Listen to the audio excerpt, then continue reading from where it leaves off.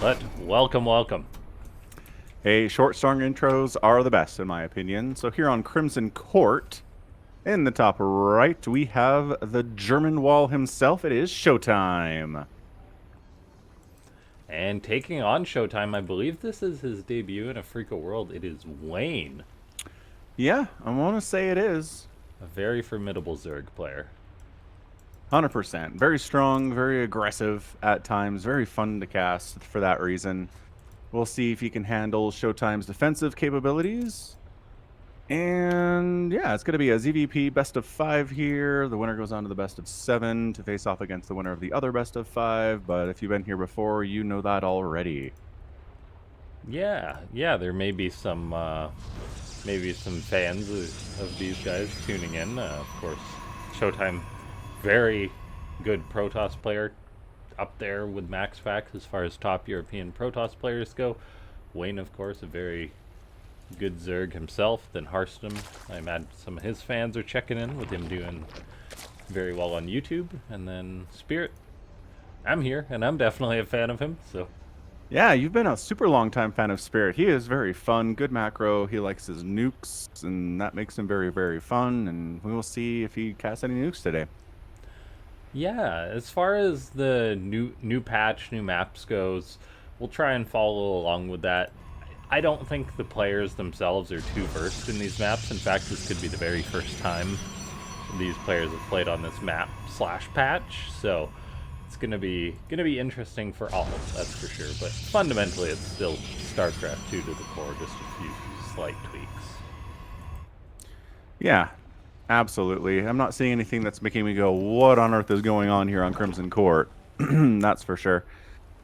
And mineral game being played here by Showtime. Ah, he lost it. Mouthful of minerals, can't play the game anymore, so he's going home. Probably got And these. Sorry, go ahead. he probably got distracted looking at Wayne's sick drone skin. Yeah, probably. It is. I like it. It's got the little Yeah, mohawk there's like a lot fin on the going back, on. like a stegosaurus. It's like very dinosaur-esque. I like Yeah, it quite a bit. Haven't seen try this. eating one of those things. It's not gonna happen. It's not gonna go down smooth, that's for sure. So these are all just destructible debris, kind of ringing this main path, just directly to the natural of your opponent. So it's the yeah. So oh, hang on a second here. Yeah, okay. So the top left and the bottom right are fully walled off. We can get there, but you have to mine through minerals or destruct some debris. And okay, so this is an interesting map. Yeah. Very good. So the Ling gets in, gets a full scout. He sees the Stargate, but what else could Showtime be doing at this point? Other than, like a Twilight Council, and the third base of Wayne is on the way here, starting at sub 3 minutes. Everything is A-OK, and there's an Oracle for the first unit from the Stargate.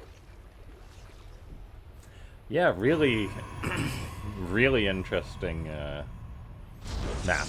That's for sure. Yeah, like I'm looking at it here, and yes, you do have to mine through these gold minerals. There's a couple places you can do that to go left or right. And then just big groups of debris you can shoot down too. I mean, you can expand along this little corridor that leads to your opponent's base. But if you're not knocking stuff down, this is so weird. What are there? There are basically, you can take a fourth base and that's it before you start having to either drop to expand. Oh no, I guess if Yeah, this one's accessible, 1, 2, 3, yeah, 4 bases, right? yeah, but I don't know if you'd want to take this fourth base because it's so far forward. Yeah, it certainly is. But Zerg doesn't. Oh, the Oracle got in there. 3 drones down. That's a good start. That's a good start. But yeah, I was just gonna say, but for Zerg, their ability to do, knock down a huge bunch of rocks or get through some debris is just bad. They don't want to have enough units to knock down some debris. If they have enough units to do that, they're just gonna attack and go for a 3 base all in anyway. So that's why I Yeah, always feel like these maps where, oh, just destroy this stuff to gain access to a fourth base is like, it's always bad for Zerg, I guess is what I'm trying to say. yeah. These are very beefy rocks too. So you gotta go through 4,000 HP. Not a small amount. We see Adepts trying to take down a creep tumor. They get one, they don't get the second, then they go for a shade, and it does complete into the main base. Just a handful of things there to help deal with it. That's funny, because the stasis isn't good necessarily, but it kind of saves these guys from the Adept attacks. Yeah, a little bit.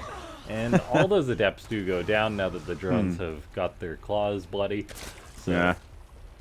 So what? 5 drones have gone down, 3 of those from Oracle attack, maybe a couple went down there from the Adepts, and yeah, I think that's a pretty good hold from Wayne. I'm not going to complain about it. Yeah, definitely. Honestly, most of the damage he's taken was from the initial Oracle harassment. Showtime committed 5 Adepts, and he got barely anything. And yeah, for those Adepts to all die too is such a major problem. So it's the 3 Oracles. We're not going crazy hero style here. 3 Oracles swinging around the bottom side of the map there. Ooh, oh, it is 4 actually. I lied. The Foracle. Oh, that one hiding down to the south. Oh, 4, not enough to stop this. Drone, Great drone. micro. 2 queens went down. Oh my gosh. 5 more drones die. Spore hitting. Not doing any kind of bonus damage or anything, but yo, 6 more drones go down. And a couple queens. That's not bad at all from Showtime. Yeah, that was really great micro from Showtime on the Oracle, pulling back the one that was being targeted, so he'd maximize the damage and be able to keep all those Oracles alive. Really well done. Now he's got a fully saturated 3rd base to his name, getting up the gas, Templar Archives, Blink, Robo, +1.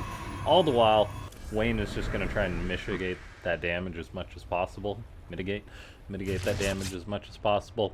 Yeah. And then just getting up all the Zerg upgrades, going for what seems to be just a primarily Hydra composition, also getting a Dropper Lord going as well.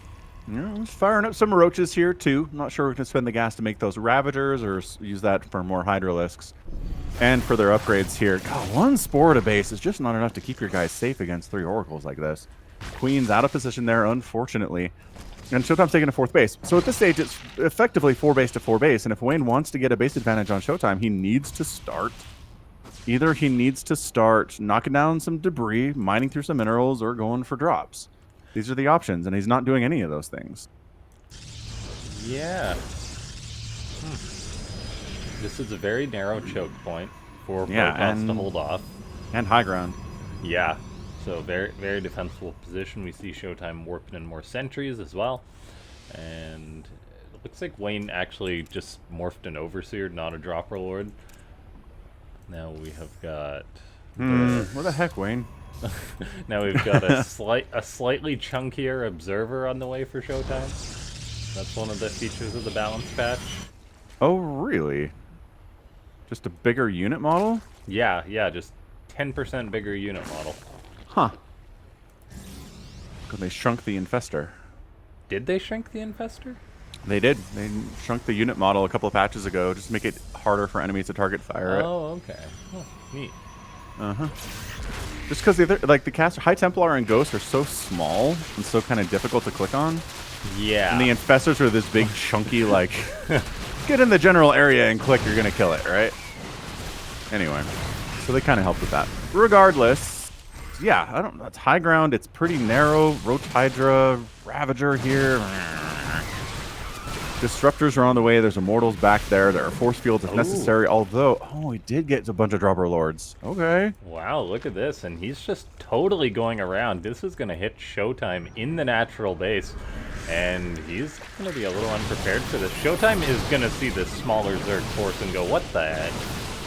What in the Zerg? Where is all your stuff? But by the time he realizes it seems it's going to be too late. 2 very vulnerable Robo-Bays are going to be under siege. Ooh, Fortunately, there's the recall from Showtime. One of the Robos does perish, however, and looks like he should deal with this after utilizing that recall. Few corrosive files go down. Great evacuation by Wayne.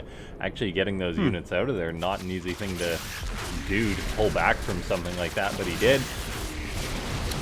Yeah, so another Roach Hydra army coming in here. No Ravagers. Force fields are going to be better, but sentries are not throwing those things down. A big Disruptor shot. As a Disruptor hit does take down a Roach there. Not too bad, but the sheer damage output of Stalkers here is still pretty good, and the Nexus goes down. Great split, actually, by Wayne. Targeting down that Nexus, a very bold commitment, but able to get that down. He's now making 10 more Hydras. He's still only on 4 bases as a Zerg, probably due to the difficulty of taking another base on this map. And both players do actually have that fourth base taken, the far forward one, so they're really just a stone's throw away from each other.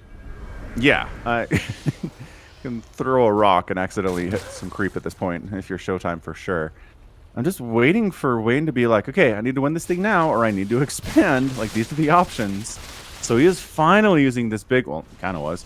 Knock down some of the rocks, decides not to because Showtime's stepping on creep. This is real worrisome for the Zerg, just due to how narrow this map is. The potential for disruptor hits is going to be huge.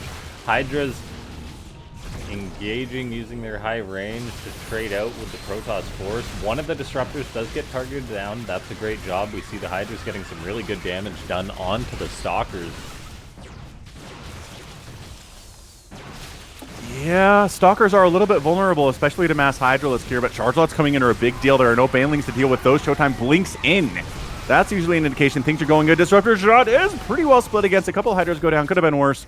Disruptor might get target fired a little bit here. Army value is 93 to 64, though, in favor of Showtime. That was a really good target again, though. Oracles come on in, but immediately get deleted. However, Showtime feeling confident enough to blink on in here, and it looks like he's potentially just broken Wayne with a strong push. There it is. Showtime takes the 1-0 lead. Yeah, I gotta say, from a Zerg perspective, I really don't like this map. It's just not that hard for Protoss to get up to 4 bases. They can kind of defend all 4 of them with that one high ground choke, unless the Zerg player wants to go Mutalisks or drops or something, which we did see. And then from there, you're even economically against somebody as good as Showtime is, and you're just gonna die. So, rough stuff there from Wayne. He's like, all right, like, let's say goodbye to that map and move on to game number 2 here. Good riddance. Wow. Yeah. So, again, not that big of a surprise there, but I would say that, you know, the map played a part in how that game played out. I'm not sure that I like it as much. I like my Starcraft to be a little bit more wide open, a little bit more towards the bottom right, towards the top left. More run-bys, just more space over there, too. Yeah, as a Terran, I'm just thinking of the tank push possibilities on that map. Oh, not wrong. Just narrow chokes. The ability to get around the backside of a siege tank push like that is impossible. I mean, that's... Yeah. Boo to that map. I'm just one thing, a bit of analysis on that game. I think there was honestly a second in which Wayne did delay his production of units. Like, I think it was just because he had the Lurker Den finishing up. So he had a few less Hydras or Roaches than he could have. Maybe not expecting Showtime to commit in like that. So, yeah, just a second of hesitation there. It had big ramifications for Wayne. Yeah, no, that's very true. And that's always the trick with Zerg is you're like, can I make another round of workers and try to tech up to something? Or is that going to leave me exposed and die in the next 30 seconds? It's tough. Okay. In the top right-hand side of the map, it is Wayne. And in the bottom left-hand side, it's Showtime. Best Protoss EU. Although, I don't know, Hearthstone's been kind of pushing. Too may have something to say about that. Well, Max Packs, when he starts showing up to premier tournaments, we can talk about it, dude. Yeah, Showtime could challenge Max Packs to a duel and he'd win by default. Yeah, exactly. I love Max Packs. I do. I'm not trying to disrespect him, but, like, show up to premier events, do it on the biggest stage against the best players like Showtime has, and then we can talk. Yeah, it is so interesting, the whole Max Packs thing. Not to beat a dead horse, but yeah, it's got to be very significant, the reason he's withholding from coming to offline events, because he's given up tens, if not potentially hundreds of thousands of dollars at this point by not coming to them. Yeah, not wrong. So what is it? Like, I don't know. Maybe one day we'll find out. There will be a big documentary about Max Packs and explain to us everything that happened. It'll be great. It'll be like Star Nation.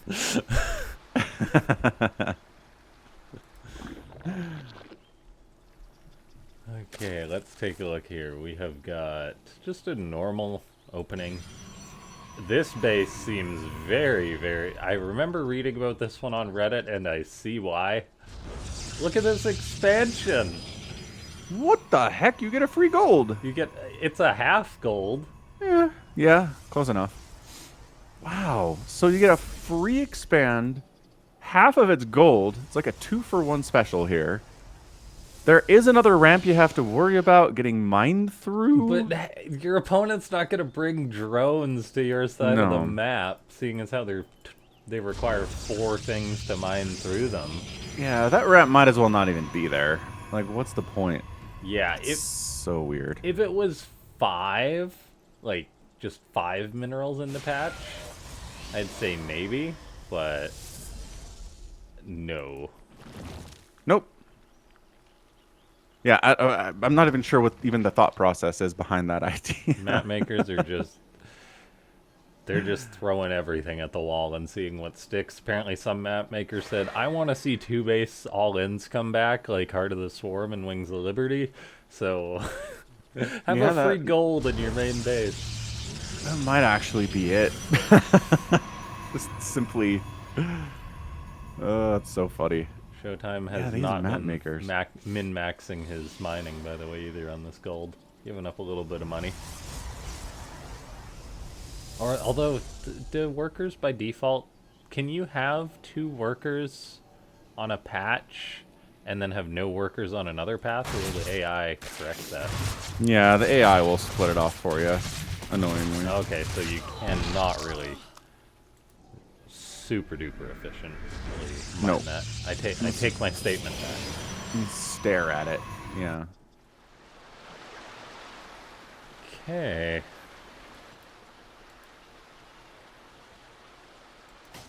In comes the Oracle after that initial Adept harassment. 4 dead drones after 8. After another 4 had died previously from the Adept attack. And Wayne is like, I didn't take the gold in my main.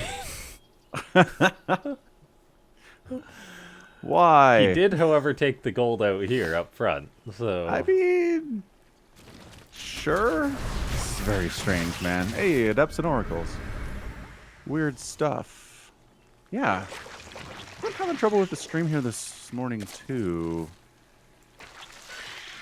In chat's reporting some issues. I don't know what's going on. Let me check on my end. I don't know if it's you, because I'm having a hard time getting Afreeca pages to load in general. Yeah, we have 0 drop frames on my end. So yeah, ladies and gentlemen, if you can hear me and you're having periodic stream issues, feel free to reach out on Discord to me at LaughNgamez. Same as the channel name, and we'll make sure to get that passed along. Right. So yeah, super fast gold base is going to be nice here from Wayne. Doesn't really have to go too far out. Adept's trying to target a couple of these drones. Yeah, fantastic. Queen's using their big fat bodies to make sure that doesn't happen. Oracle gets out of there without dying. Ooh. No spore at the gold is... Well, there's one on the way, but you're right. Didn't really help. And there's just no spores in general, actually. And there's 3 oracles on the map. Yeah, that's gutsy. That spore does pop at the gold base, which is nice. But yeah, those oracles swinging in the nat are the main bad times. Third base, warping in from Showtime. He's steady, he's efficient, he's consistent, he makes good trades, and that wins you a lot of games of Starcraft. Hey, look, it's that thing I talked about just a second ago. Although, extra queen positioning, I mean, that's the thing. If you want to get away with not having spores in those bases, your queen positioning and keeping track where the oracles are needs to be incredible. Yeah, and every Zerg, I feel, is like, yeah, who needs a spore? I'll just position my queens absolutely perfectly.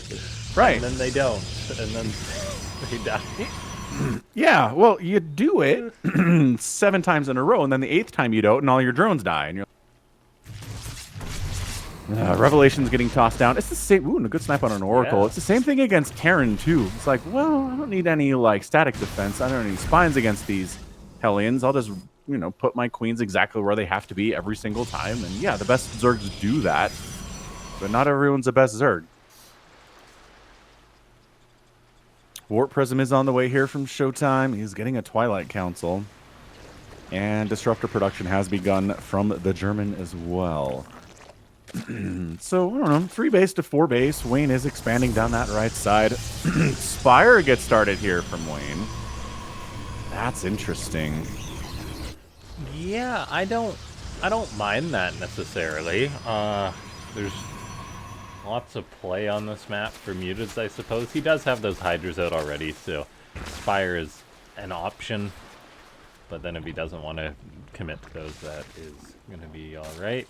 Showtime does have that 4th base going up, and for him it's going to be a gold, so the Protoss economy will be ridiculous once that's finished up.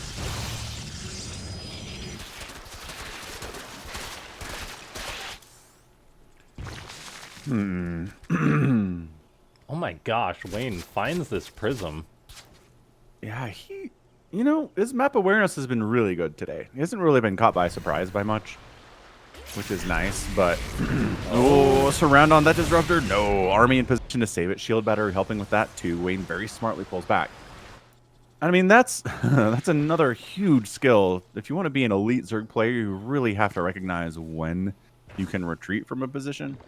I mean, that's true from Protoss and Terran too, but Zerg's so fast that and squishy that it's more important for them to recognize, okay, this is a bad spot, and get on out. Is this a knockdown debris and get access to a LaughNgamez watchtower? I suppose it is. That's interesting. Huh.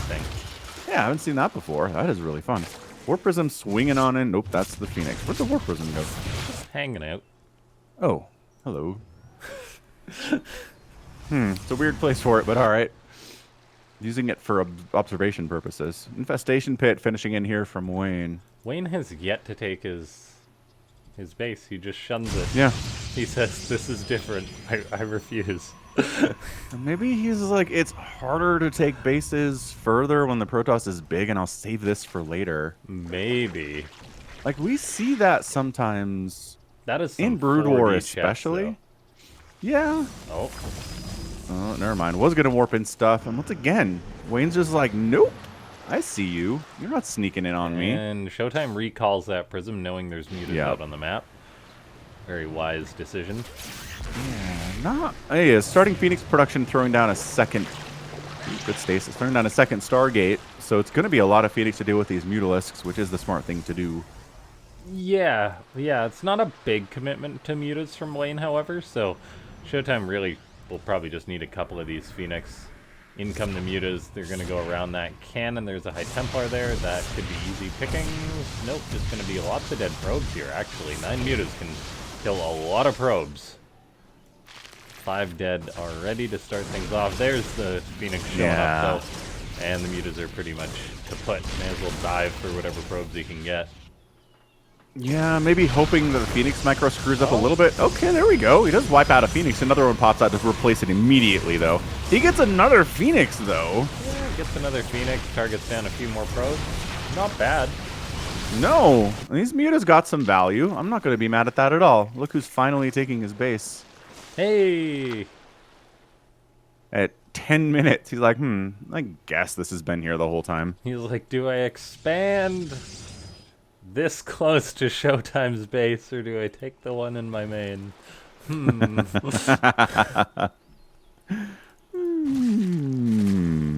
Okay, lurkers are now up for Wayne, so we'll see how well he can do with that. But guess who's making carriers? Yeah. You leave a Protoss alone, they tend to do that. Yeah. And I mean, that's the thing about the current meta is, yeah, it's hard to deal with the lurkers as Protoss, but carriers do not care. It makes the lurker irrelevant when you know, toss out 5 or 6 carriers. See, the lurkers are a problem. Actually, oracles deal with those no problem, too. Smaller numbers here. Still here one. There it is. And pow, lurker down. Who's scared of lurkers? Not Showtime. The March of the Zealots continues on. As that Prism warps in lots, now heading towards this gold base. There is 2 spores, but they're not quite in position, so Showtime's gonna follow up his Zealot run-by with more Zealots. That's 4 repositions. There we go. Showtime, though, pulls that away. This hatchery is definitely gonna die. See, Wayne's like, See, LaughNgamez. That's why I didn't take that base. Oh, you should have moved your spore. That's right. Anyway, we've got 3 carriers on the way for Showtime, so he is just powering. And you got to feel for Wayne a little bit here. Playing against Showtime in the late game is not an easy thing to do. He's been testing and poking and prodding, but he just hasn't had any success with breaking this Protoss. And the carrier count is going to be at 5 momentarily, so... Yeah, there's a bunch of Hydras here. They're kind of blocked in from defending these Lurkers because there were eggs blocking them. All right. Zealot's just wreaking havoc. And then the carriers pop out, and he's like, I can't deal with that many carriers. GG. GG. All right. Woof. Yeah, that is the nature of a lot of ZVBs, I feel like, is that Zerg player tries a bunch of stuff, gets up to Lurkers. Protoss has 5 or 6 carriers, and Zerg's like, I don't... Oh, shoot. Forgot to account for those guys. And taps. Okay, so...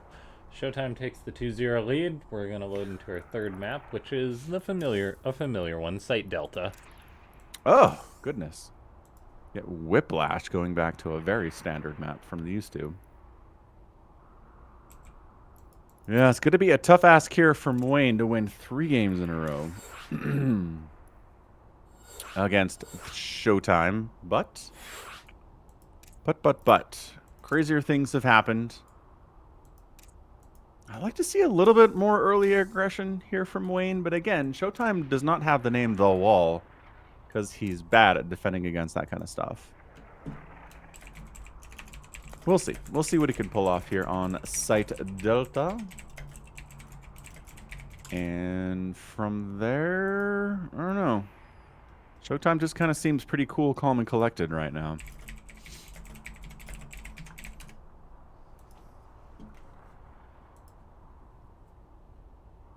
Okay, yeah, looks like both players are ready, and we're gonna load on into it.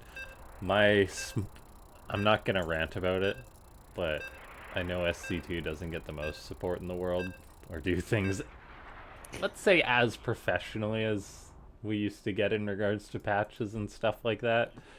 But the balanced test mod is called Test Potato. Yes, I did notice that.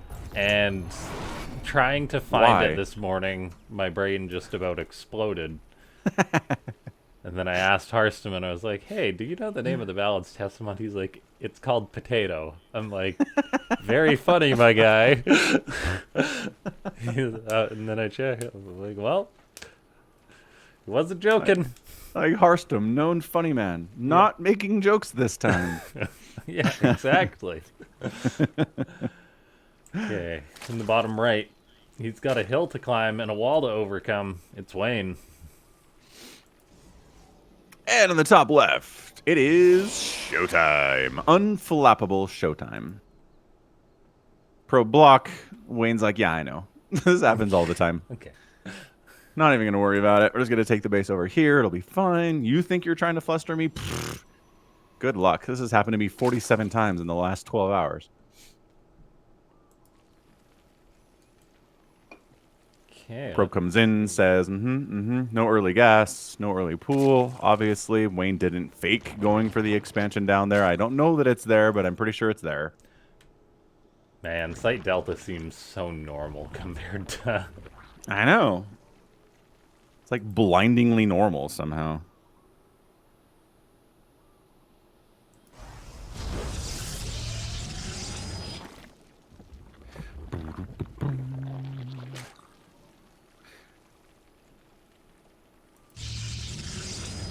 Okay. Yeah, normal opening from Showtime. We'll see. Wayne definitely has an interesting style in regards to him really liking the Hydras, clearly. He was trying lots on that previous map with Ling run-bys, but it just wasn't destined to get much done with how tucked in Showtime was, so... Well, and he's not making any Banelings LaughNgamez. That's true. Zerg generally wants Banelings. Especially with the charge lots that Showtime has been making pretty extensively the first couple games. It's like, the Hydras are incredible unless there are charge lots hacking their faces off, and that's what the Banelings are for. And he's trying to kind of mitigate it with Lings, which, you know, Lings can trade against Zealots okay, but once charge comes out, it's a lot harder. Yeah. Honestly, Just Wayne was pretty behind, I feel, from the get-go in that game with losing like 8 drones to the initial harass. it's a good point. Don't quite have the money to make a bunch of banelings. That said, I mean, I don't know. Like, just Ling, Bane, Hydra this thing? Like, instead of spending the gas on Roaches and Ravagers, spend some of that gas on Banelings, and I think it goes better. I don't know. It's kind of trying to go for, like, a Lurker, Hydra, Roach, Ravager thing altogether, and that's just expensive, and it's a lot. And I don't know if that's really going to work against somebody like Showtime.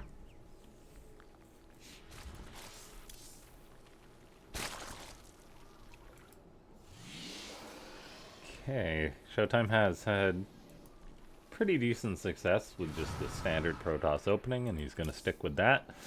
Yep. If it ain't broke. Or if you're Protoss, if you don't really have any other options.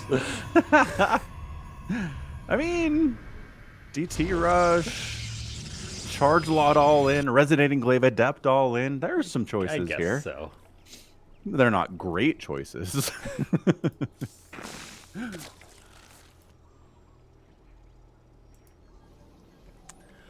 Okay, so Spore Crawler on the way for Wayne. Positioning his queens.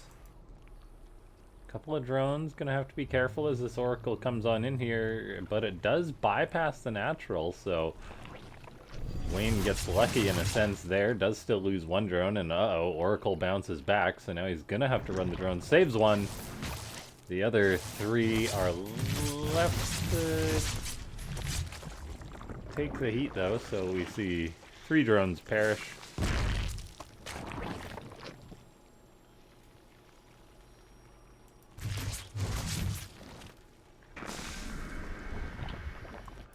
Okay. There's that Nexus going on up.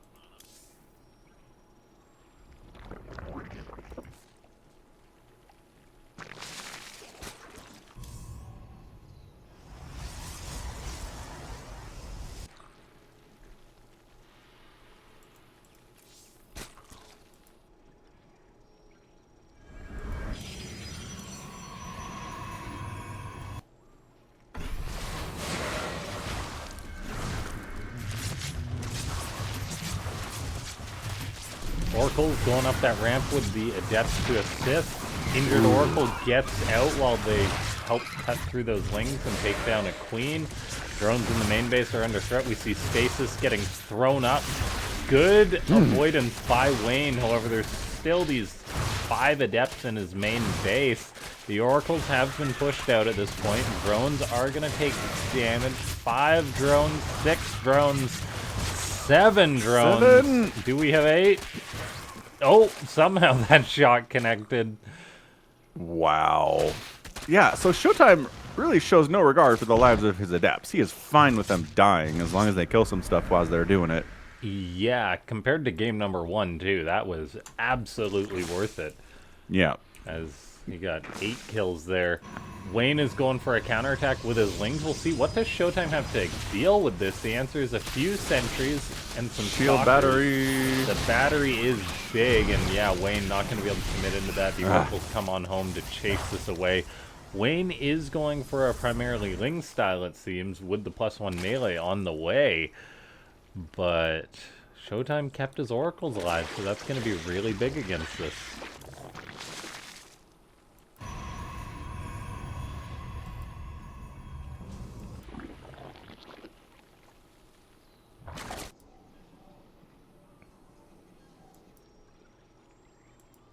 Yeah, it's just... It's tough, man. He is firing up some roaches here, getting that glial reconstitution as well, but it's hard to sneak that. Yeah.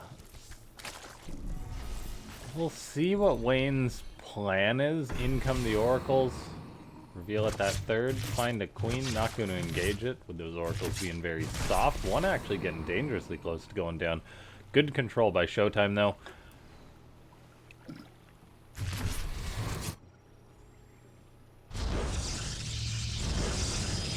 Yeah, Showtime again, just casually going to 4 bases, killing some drones, harassing, defending, macroing extremely well.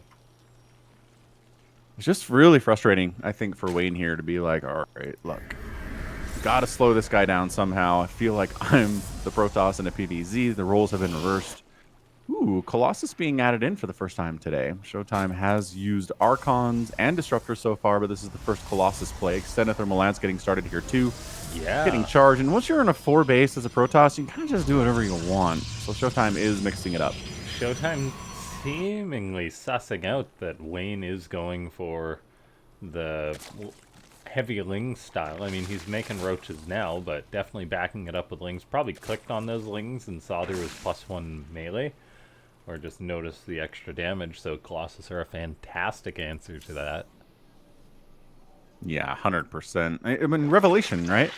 Just the Oracles are scouting around themselves, picking up little clues as to what's going on, tossing down Revelation 2. Further scouting is happening as a result. And it's just really hard to hide stuff from an active Protoss player. They've got a lot of really good scouting tools, and it's fantastic. Even getting Storm now is Showtime. He's just, you know, I need a lot of splash damage against. This is exactly what Wade is going for, as he flies over the Lings and the Roaches. Yeah, Showtime being so active with these Oracles. One does pay the price for that, however, I think he's okay, seeing as how he killed 8 drones for it. 79 to 74 workers. Protoss having a worker lead here at 9 minutes does not bode well for the future. Wayne, again, just kind of doing everything. He's got Roaches, he's got Lings, he's going Lurkers, he's got a Spire on the way. His economy's been hit, and he's just acting like he's on 7 bases, you know? Yeah. He's making Vipers now, which is interesting. Definitely will help out against the Colossus. Developed specifically as an anti-Colossus measure, so yeah. Yeah, back when... back when Colossus were unstoppable? Yeah. Yeah. So sure, absolutely. Toss them out, get that consume going, abduct these Colossus. You still got to worry about the Storm. I love that Adrenal's on the way. Falcon's favorite upgrade in the game. Zerg win rates when they have Adrenal spike by about 10%, I swear. Yeah, and just a smaller thing here. Wayne going for 3 Spine Crawlers at one of his outer bases. I love to see that. Me too. Too many Zerg players just lose bases to 4 Zealot run-bys in late game. You guys. Invest a little bit in static defense. You can afford it. Oh, yeah. Now, Wayne is still going to have a hill to climb in regards to this Protoss force. He's got Roaches. Showtime has Psystorm, Colossus, Immortals, and Archons. Wayne's now making 3 Lurkers to back this up. He's got a lot of upgrades coming his way. It's still not going to be easy taking on this army of Showtime. No. The splash damage options alone. Yeah, Lings should have waited for Adrenal to take that fight. They are going to force a cancel up on this Nexus, though. Yeah, and Showtime is really far out here, so it's at least going to take him a while to get over to this base. There is lots of High Templar, however, the Vipers are moving on in. One abduct on the Immortals, not a bad start. No, not at all. But does he not have the energy for more abducts? Storming inside that mineral line, storming, forcing the Roaches away. Lings do force a cancel on that Nexus there. Adrenal is almost done. There it is. Now they can fight much, much better here. Lurkers are trying to save the base. Zealots can't quite take it down. It's mostly Colossus going against this hatchery, which kills a lot slower than anything else, but it is going to go down eventually here. Tickled to death by the laser beams of these Colossus. Just barely. Okay, they got it. And the Spines did help against this Zealot run by up that right side. Beautiful stuff. Yeah. Big fan of that. I'd love to see Wayne throw up a hatchery towards the north here, just to cover him. Losing one, there it is, starting up, and then he's still got to deal with this army of Showtime. However, Showtime's pretty far out here, and it's definitely not all of his supply there, I think. So maybe Wayne can get on top of him, but for now we see Wayne focused on this counterattack, bringing some Roaches with the Lings. There we go. Yeah, and the Immortals Lings come down now. Yeah, and once all the Lings are dead, the Roaches have to get out of there. Yeah, those Adrenalings helped a lot, man. Against those Zealots, 100%. That was a much different battle 30 seconds ago. So here we go. Wayne has solidified 74 workers. It's got a bunch of injured roaches, which, man, burrowing those guys and getting them healed up would be nice. Turning them into ravagers would be good too. Doesn't have a ton of gas to do that. He really would like to put it into lurkers instead, and a mothership's on the way from Showtime. Okay, Zealot run by Showtime. Intercepted immediately, almost accidentally, I think, here. Zealots go for it anyway. Wayne is being pushed back. He's going to have to get his lurkers into a good position to hold this Protoss off. We see Vipers moving forward, looking for abducts. One Archon gets yoinked. What? That's what you went for? Nah. Yeah, I mean, Can he not reach the Colossus? This is weird. I guess not, but... Yeah. Yeah, Showtime doesn't exactly have a giant scary army here. Lurkers repositioning, just really running in there, but it seems to work as the Protoss has to back off. Where's the support here, though? Where are the Vipers? Lurkers defending a base at the same time. Oh, no! Huge side storm going down as Wayne tries to engage. However, he's got a lot of supply tied up in those lurkers There's up to the Vipers. north. A lot more units are being produced.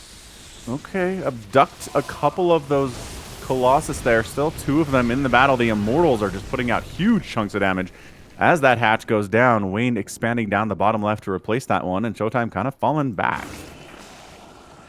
Yeah. Overall, I don't think that was great for Wayne. He's not dead by any means. Still, losing a base back-to-back does definitely hurt. Yeah, certainly does. He's still got 72 workers, though. He's got that base down the left side, which is awesome. The lurkers are really good here. Abducts on the Immortals, getting him in the middle of these lurker dens. Another Immortal gets obliterated, and another one goes down. That's huge. Yeah, it's good to see Wayne taking the fight to Showtime. If he can get this base, that would be really nice for him. Knocking the Protoss down to 4 bases would be some great counter damage. And it's not easy for Toss to break the lurkers. No, 100%, especially with that Seismic Spines upgrade. The range and the damage output is just so big against everything Protoss has. I'm just kind of eating some storm once again. Zealot run-bys, though, taking down another hatch. That's massive for Wayne. And then Showtime takes the opportunity to step out, and bam, Wayne taps out. Showtime gets the 3-0 here against the Zerg player, and we'll move on to our final. Woo! Zealot run-bys were the real MVP there, that is for sure. Yeah, I mean, how many hatches died to effectively Zealot run-bys? They had some help a couple times, but that last one especially was just, we're just going to send down 8 charge lots. They get there fast, they hit like trucks, and goodbye hatchery, you dead. Yeah, it's just, it wasn't really a surprise that Showtime went ahead and went for those Zealot run-bys, but he's just so consistent with them. You still have to stop them, even if you know they're coming, so that was really well done. And yeah, that was our first best of 5, ladies and gentlemen. It means we can get ready for TVP next, which I didn't update the splash screen there, but it's going to be Spirit versus Hearthstone. So yeah, we'll be back in a minute while we get those players, get the players sorted, and yeah, we'll see you then. Yeah, looking forward to Hearthstone. We'll be right back.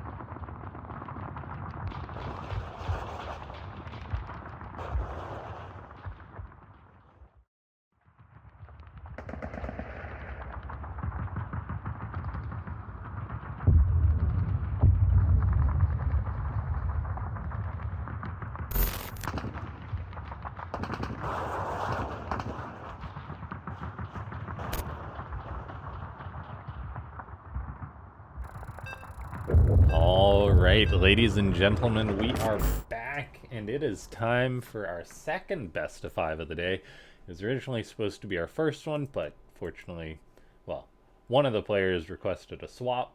Unfortunately, all the other players, being the wonderful competitors they are, were totally fine with switching the order. Anyway, now we have our second best of 5 in the bottom left of Alcyone. It is Harstem playing for Rebellion. Shopify Rebellion. And in the top right, it's LaughNgamez' favorite player. It is Spirit. We like Spirit a lot. He's solid. His late game TVP is fantastic. Curious to see if we're going to get there here today. Harstem, you know, he does have a YouTube series called The Cheesiest Man Alive. So he's got some options, is what I'm saying. Yeah, I really got to give it to Harstem. Just because in the past there's been people that have transitioned more towards content creator, and then their play has suffered as a result. Harstem still plays incredibly well. I think he's gotten better. Like, he has had some incredible wins against players. Like, did he take a map off of Did he take a map off of Maru or something like that recently? Oh yeah, he does it all the time where he'll take down some of like the best players. Not necessarily beat them, but take them out, have close games, and then just in general I think he's considered like a top 8 EU competitor a fair bit of the time, so that's not easy to do.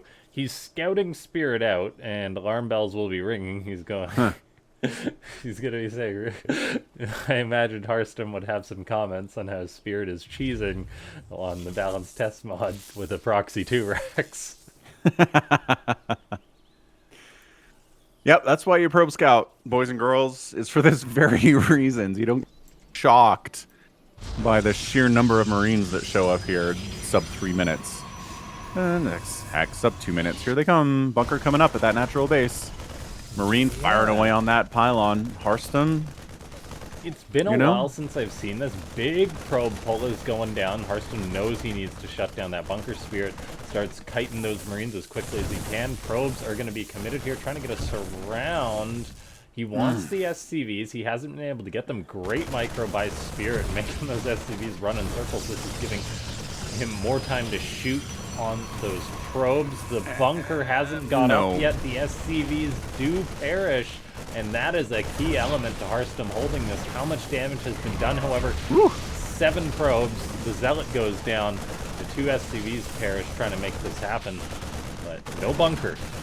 Yeah, that's huge. SCV dying pretty much shuts this thing down. Marines are coming in, and it's nice and everything, but yeah, I mean, Harstem even cancels that shield battery that he was throwing up just in case, but another SCV is not coming over to finish that bunker. There is one, actually. He's running, and late. We'll see, because Harstem's going to have 2 stalkers to try and target down this SCV. He knows how important it is to get that. Another stalker comes on in. The injured stalker is running, trying to find that SCV. It's still alive, however. The bunker does just barely get up despite Harstem's best efforts.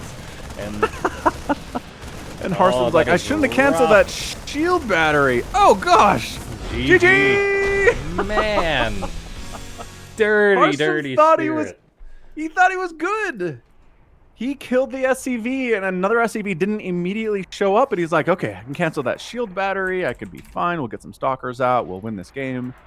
And then the SCV came in way later, I think, than he expected, and he was like, and then couldn't take it down. Bunker finish. Secondary shield battery came up too late to save that stalker, and then that was it. Man, should not have canceled that shield battery. Yeah, he tried so hard, but he was not able to get that SCV. No. And like, I understand, like, I don't need the shield battery. I can use that money to get more probes and more stalkers and stuff, but woof. Okay, so now we are on Post Youth, which we had a game on this map recently. And by recently, I mean like 30 minutes ago. You get your very own half gold, half mineral base inside your main. Yeah. Yeah, when we're here. So, ladies and gentlemen, make sure to check out that Matcherino. We've had a few contributions there already. Thank you guys so much for that. And then, of course, everyone that has utilized the free coupon code to add to the prize pool for free. So, yeah, check that out. Do it. Do it now. And moving across the map with a very early probe scout this game, it is Harstum. And the top right, it's Spirit.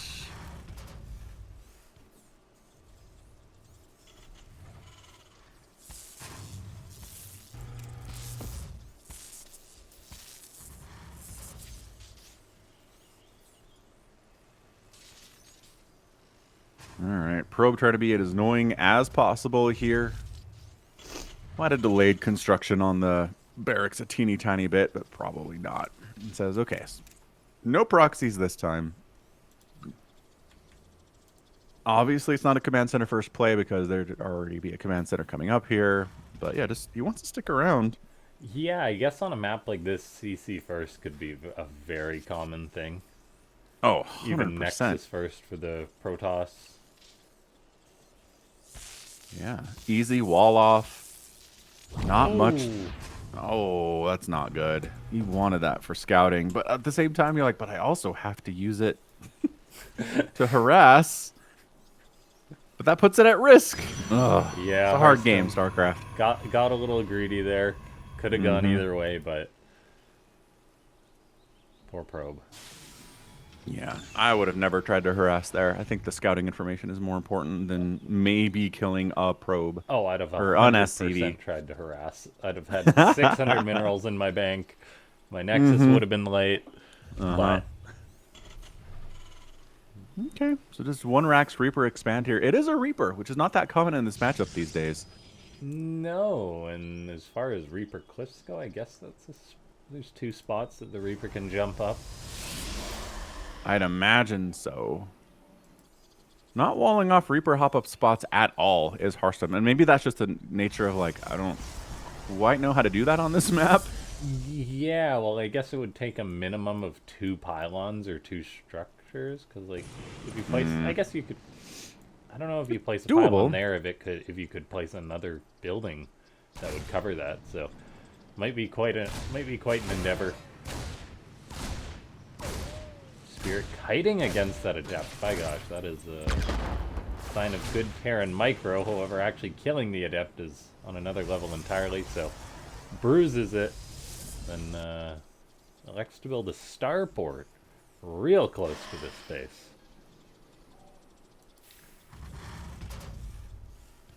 So, Medivacs. Drop some Hellions in there. Liberator, Banshee, Reaper charges on in, gonna look to get a probe, grabs 1.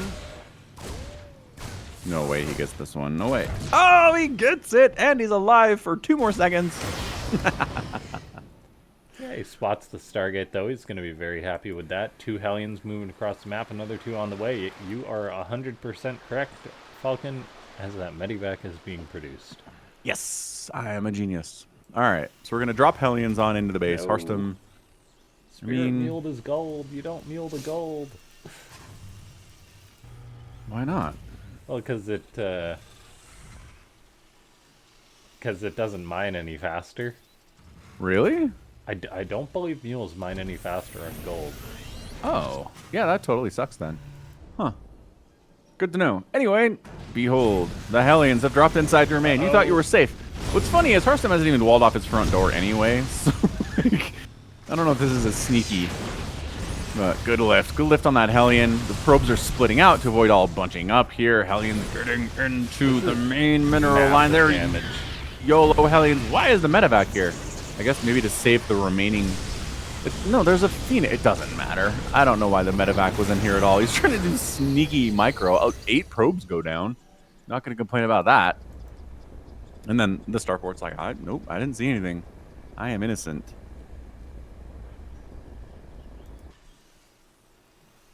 Okay, let's see. More Cyclones being produced by Spirit, so he's gone up in 4 of those. What is the current state of the Cyclone? Couldn't tell you. They change it every week. Seriously. So this is balance test? Yes. So it used to be lock on, the cooldown was nothing. You would do lock on, and then immediately you could do another lock on. But now there's like a 8-second cooldown on it. So that's a big deal. And they gave it more health, I think, but then it also Mm, doesn't benefit from armor upgrades, which I think is just a terrible change.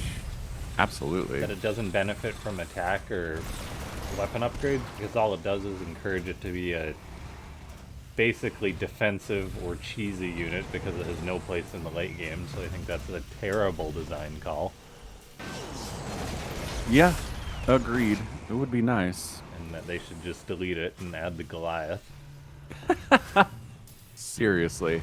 Make Goliath work in StarCraft 2. It doesn't seem that hard.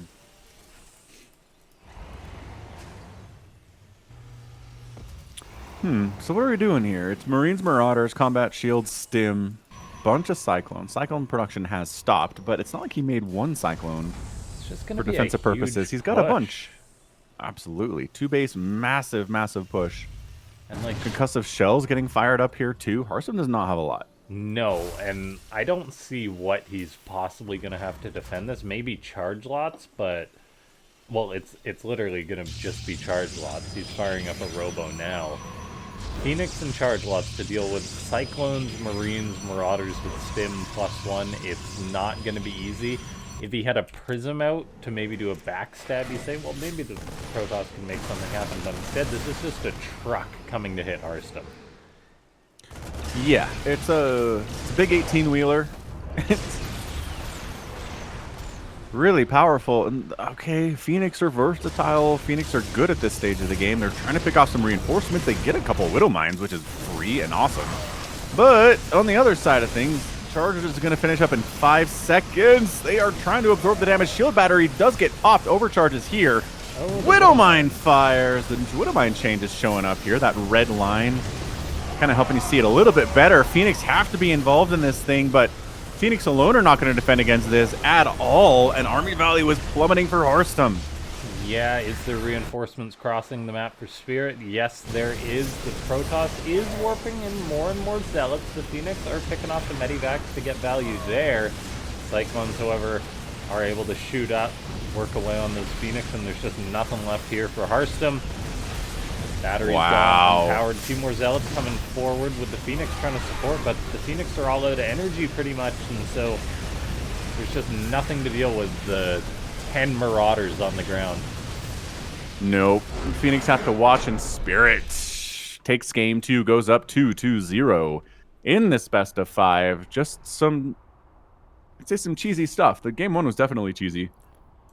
Game 2 wasn't quite as cheesy, but 2-base, very strong timing attacks like that are pretty much in the same ballpark. So, GG there. Well done. All right, man. Hearthstone finds himself staring at a 3-0 against Spirit, which he probably isn't going to be happy about. So we'll see if he can force a win here, win a map, and maybe take some momentum from that. Yeah, Oceanborn being one of the new maps, or one of the old maps, pardon me, so he'll be familiar with it. Maybe he'll have an easier time getting to his comfort zone.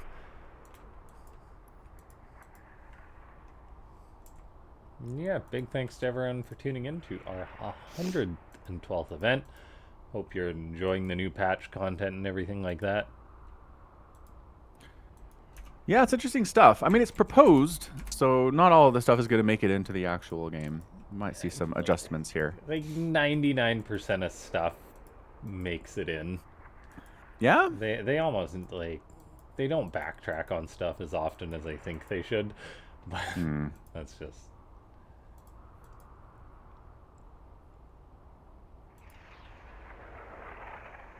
Yeah, I guess we'll see. I don't know. Both players are ready.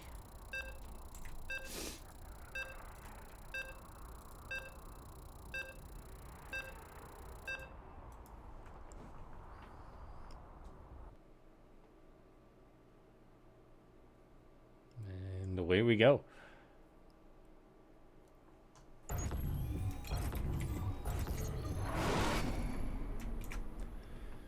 Good luck, have fun, GG, says Hearthstone here on Oceanborn. And in the top left, it's our guy Hearthstone. And in the bottom right, with some very aggressive play the past 2 games, is he going to go for the same? It's Spirit. Oh my gosh, he is. Again, if it ain't For broke, don't fix.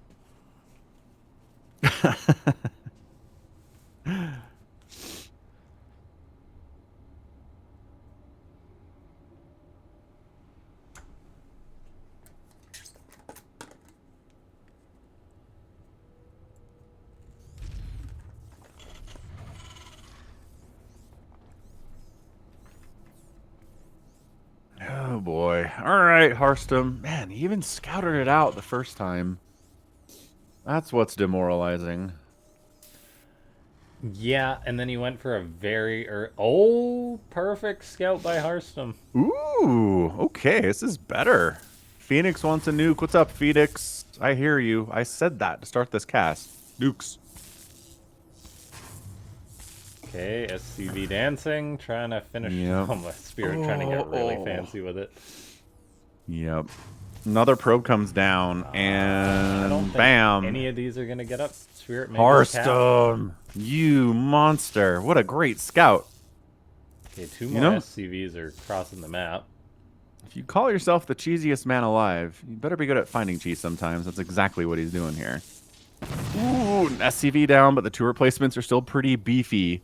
Man, look at Spirit committing to this thing. Oh, yeah. I don't know if it's the right thing, but it may just be the only thing that he can do, so it's like, well...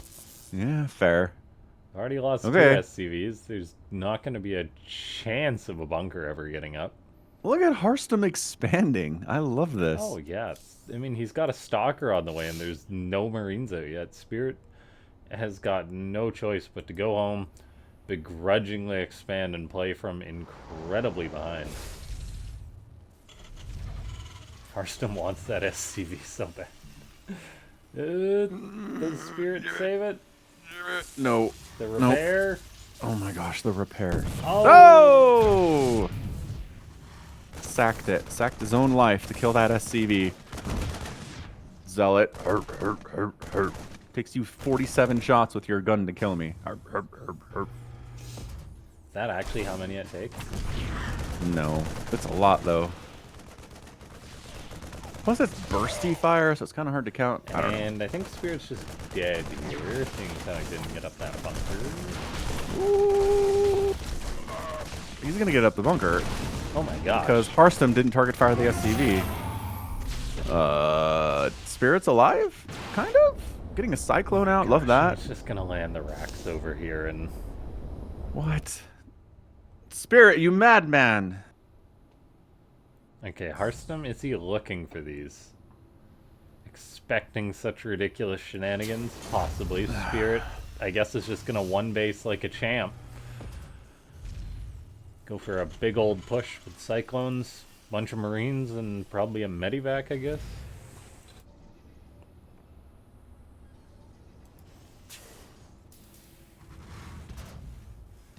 This is so crazy from Spirit. Okay, guess he's gonna go for a tank. Oh, a Dark Shrine, though. Ooh! I mean, there is an orbital, so scans technically could be available. We got Spirit doing fancy micro, taking down unbuildable rocks. Oh, he stopped. He's like, the micro's not necessary, I guess.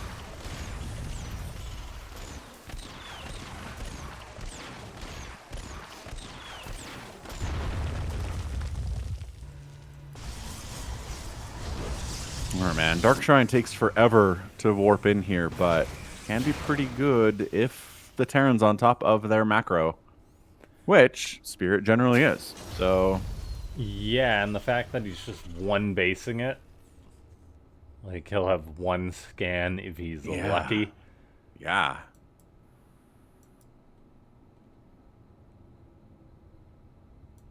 And yeah, unless he makes a Raven, which he's probably not going to since he's making Banshees. Could throw a Raven in there, you know, just in case. Salvages the bunker, but DTs are morphing on in. This is 100% checkmate. Make a Raven. Make a Raven.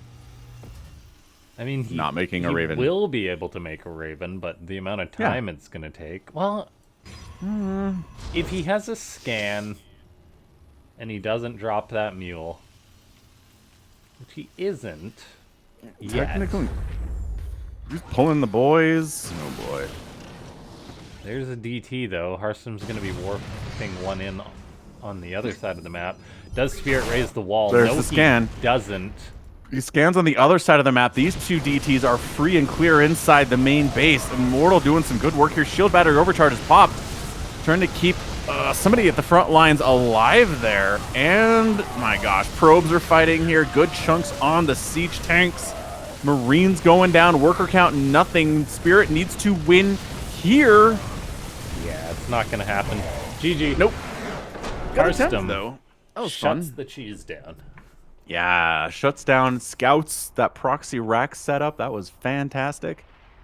And affords himself a little bit more breathing room here against Spirit. And he's still in trouble, but not as much as he was in... How long was that game? 6 minutes ago.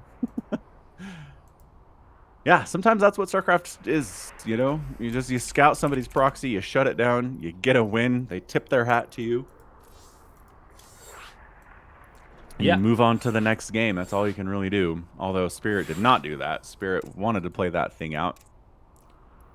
And the DTs were great. They were a fantastic answer from Hearthstone. Yeah, a incredibly good call. Anytime a Terran commits to a cheese and you can commit to DTs as the Protoss, you're just laughing. Yep. It's a good feeling. Okay, we'll make sure both players are ready. Then we'll get on into the fourth match. See if Hearthstone can pull it back all the way.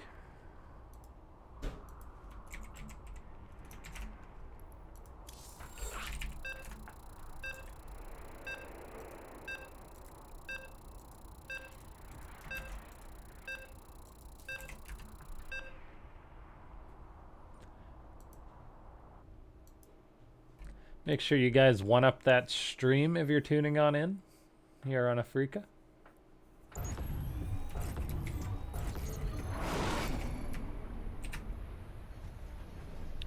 Always a good time to be here doing some Afreeca World shenanigans. Here we are in the top right, representing Shopify Rebellion.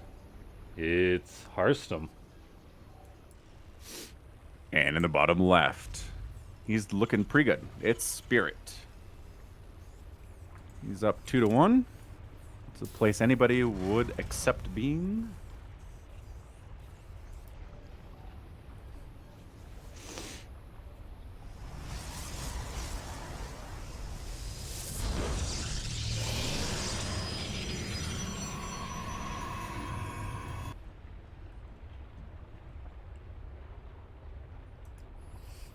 I wonder if we'll get that tank push I maybe thought of on this map.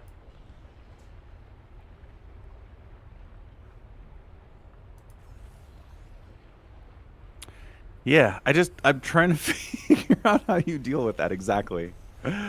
Just this narrowness, the absolute insane amounts of narrow passageways you have to deal with here. Oh, what's Hearthstone doing? Scouting, I guess. Got probes running all over the place. Not taking any chances.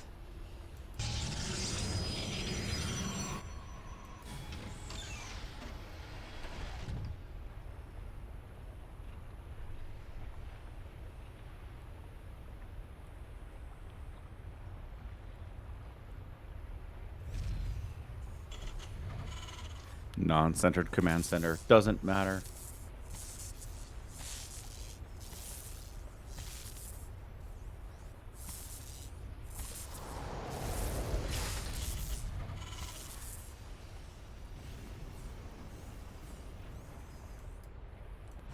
Reaper will find and kill the probe. As is tradition. There's the salt spray by Hearthstone.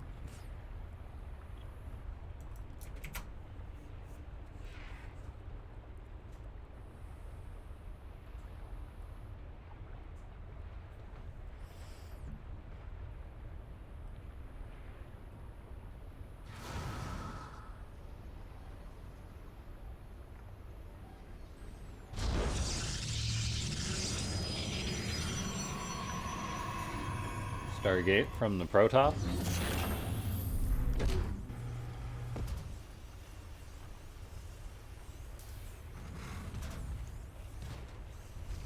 Mothership rush. Let's go.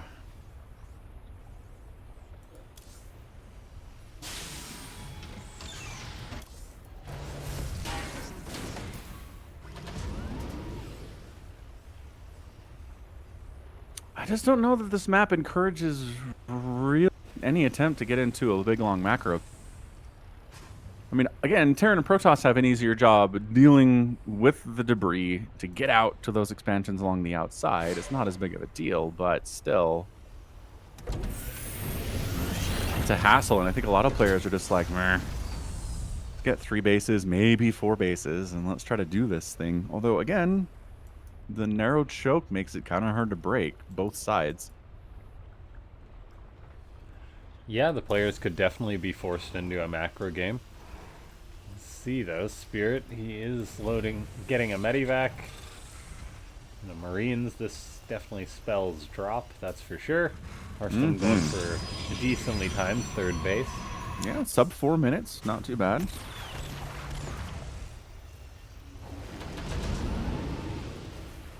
Marine gets forgotten.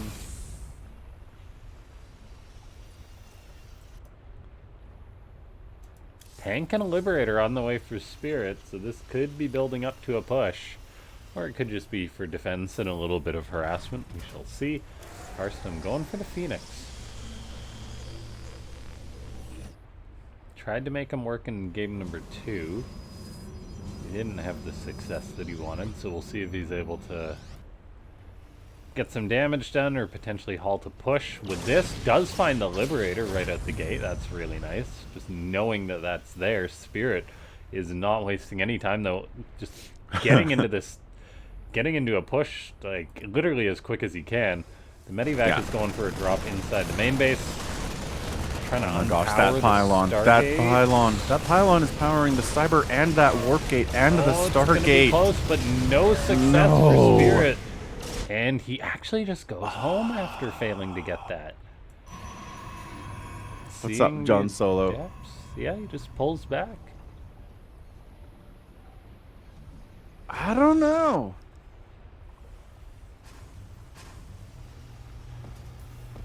Huh. Again, Hearthstone likes his Phoenix here. Lifting tanks is fantastic. Marines are obviously the big problem. Oh, man. SCV's going down here by the scores. Pausing construction a little bit on those 2 barracks, but nothing too crazy. Nothing like game ending or anything like that. Yeah, Hearthstone in a really commanding spot, though, with his third base up and pretty much saturated at this point. He's going to have his Twilight Council done soon enough so he can start getting Blink or Charge, whatever he feels he needs.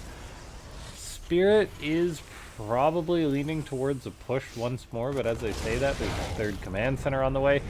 Now we see it, Spirit moving out. He's got a Viking with this 3 siege tanks and a Liberator. He is trying to catch Hearthstone at a weak point. He doesn't have that much buffer, however. There's more Marines coming on up. The Liberator getting a few shots off. The tanks actually just tanking with the Terran force. Yeah, Depth's firing in here. There's that lift on the siege tank with the Phoenix. They're taking away a big part of this army and actually killing it. Beautiful defense on the high ground here by Hearthstone. Phoenix doing what they are supposed to do there, and Spirit's attack gets crushed. There we go. Well done by Hearthstone. And I guess that's why tanks generally do not tank for Terran.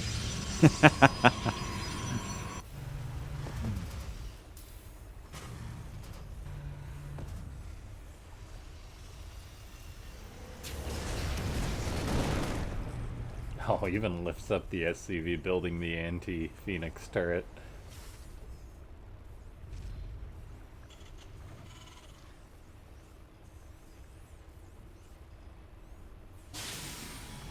Widowmines being added into the comp here. They did pretty well for Spirit previously.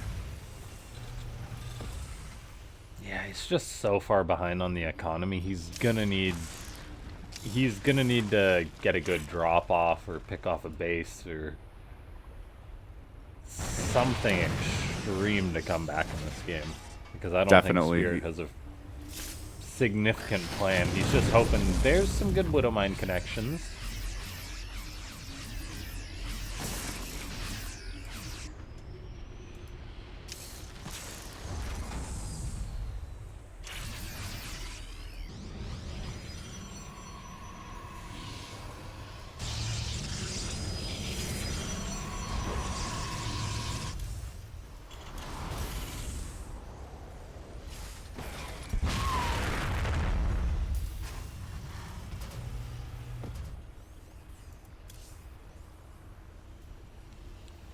concussive shell on the way for Spirit. Ghost Academy getting up. Third base mining away. Harstem, though, quite a distance away on this map, is going to elect to get aggressive, however. Yeah, I mean, he's up 81 to 64 workers. Armor value is the same, but the ability to replace here is much better for Harstem. He's just got a ton of charge lots. The Widow Mines are going to help with that immensely. Oh, is he going to just fly the Phoenix over the mines? Oh, look at him morphing in Zealots inside the main base here, too. Ghosts are being added from Spirit, but I'm not sure they're going to be part of this. Harstem is going for it. Phoenix getting hits off on these medevacs is going to help immensely, doing a little bit of lifting here, too. SCVs have to pull the body block. Is that going to be enough here? That Archon doing tons of terrible splash damage. Both Archons doing some serious work here. Harstem's armor value is low, but SCV's losing a lot of mining time. Yeah. And Harstem's like, good enough. Let's pull back, and we'll be back later. Don't worry. That is a big loss on mining time. Other than that, the defense was okay for Spirit. Yeah,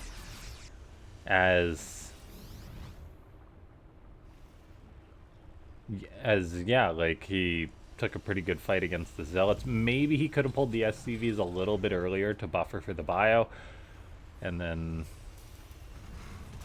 things might have gone a bit smoother, but overall not terrible. Still, he's not in a great position. He's up against a Protoss that's going to be having double Colossus out, that's been macroing entirely freely this game. Up on 4 bases. There's the Zealot Warpin now going off in the main base. The Prism does get killed off, and a Medivac drop to bring units to respond to this as quickly as possible is good.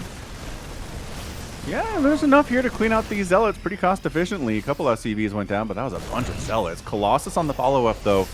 Harstem's going to have extended thermal lance for that thing. Marauder count does seem pretty beefy, though. So being able to deal with Colossus is a lot of Marauders. Also Vikings, which are being produced here by Spirit. And let's see. Got our beefy Observer again. Just really been working out, man. Chonky Observer. Is it muscle or is it fat? Looking big, my guy. I think we can go with muscle. That Observer looks like it would eat something. I agree. Definitely muscle. Just flexing for everybody in observation mode. Bwah, bwah. EMPs do get tossed down. Archons don't like that mess at all. Massive EMPs. Yeah, Harstem's like, oh, I didn't split at all. Oh, well, one behind Dark Shrine, and he's throwing up a Dark Shrine behind this. It's still going to be 4 Colossus, however, for the Protoss, so dealing with that without Vikings, I think, is just not doable. So Spirit has made Vikings, but the problem is he's only made 2 of them. A scan does go down to kill off that Observer. A drop is being attempted by Spirit. We'll see if he can find anything, but I guess not so far. Vikings actually go forward, and the count gets set to 2. Oh man, Spirit, this is a really rough position. Harstem committing in, though, is a little bit risky. He's like, let's send the Zealots in. They're basically cheap. Can we snipe down the Ghost Academy? That'd be pretty nice. Got a Vikings. Good angle as he comes on in. The other 2 Colossus are a little bit late entering this fight. It's still a lot of firepower. Great micro saving that 1 Colossus by Harstem. The bio is coming forward in a nice concave, but there's just not enough beef here for Spirit. Once the Colossus get a few shots off, he's got no choice but to retreat. And a retreating Terran against Colossus is a Terran that is just going to lose all their stuff.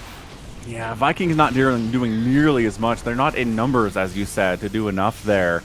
Just getting picked off easily. No Vikings remain. No Vikings being produced. Just little groups of bio here, but with 4 Colossus, with Zealot and Stalker support, 102 to 62 army supply. Ghost Academy goes down.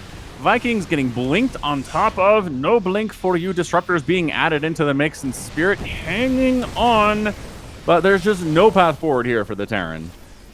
That's the perfect way to put it. Spirit, he's been in a rough position pretty much since the start of this game, and it's just been a slow but almost inevitable death with the way Harstem has played. GG.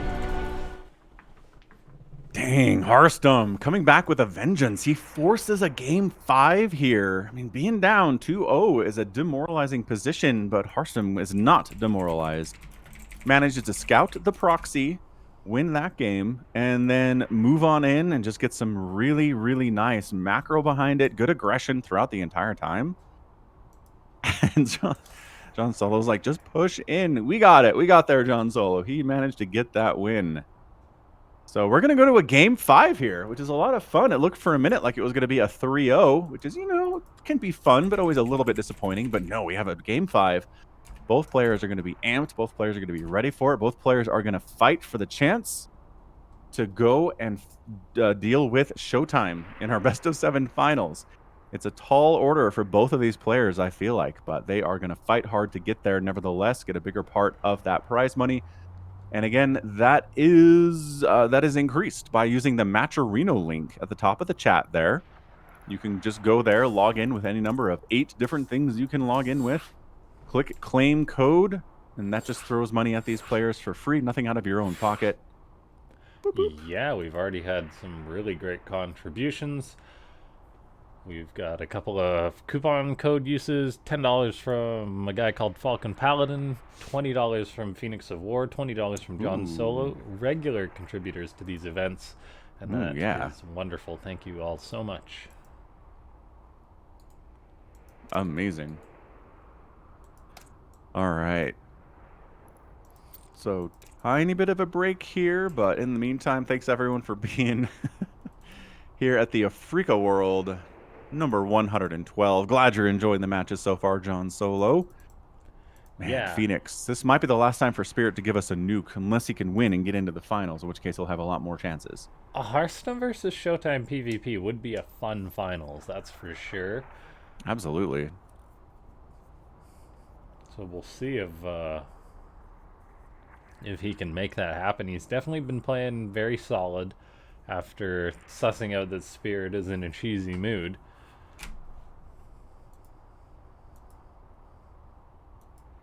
Yeah, but I mean, I don't know. It's Terran. Like, you're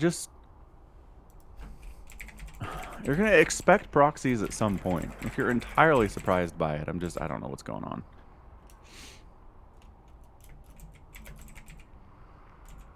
Boom, boom, boom, boom, boom, boom.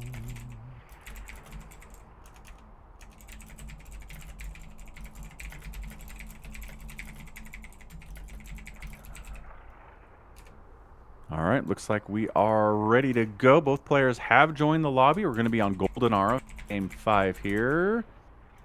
Just waiting on a final approval to click that the start button, and there it is. Okay. Let's rock. Yeah, this series going the distance really is great, and the winner will face Showtime. I'm getting a little bit of it's just very periodic. I think it's feedback where I can hear myself. I don't know if that's coming through you or... Ooh. You not know. Oh, I don't know. I don't know if you've ever had that problem before. Interesting. Yeah, I'm not sure where else it would be coming from, so... Yeah. But anyway, I've just noticed it like once or twice. It's nothing major. Right. Now, in the bottom right, we have got Rebellion's Hearthstone. And in the top left, it's our dude Spirit. He was feeling good early, feeling not as good now. But yeah. He's going to have to do some work, that's for sure. Certainly. Phoenix is like, where's the Hearthstone cheese? He does say he's the cheesiest man alive. He's going to go through this whole series without cheesing once? Impossible. This would be a great game. Or a match 5 for Hearthstone to break out the cheese after Spirit's been the cheesy guy in the series. I like it. Flip it on its head. Put Spirit on the back foot. This probe path thing is looking for proxies, but could also throw down a pylon of his own. He'd simultaneously be cheesing and checking for cheese. All right, so he doesn't find any racks across this very particular path that he took, and not going to throw down a pylon. Boo. You can't call yourself the cheesiest man alive if you're not going to cheese.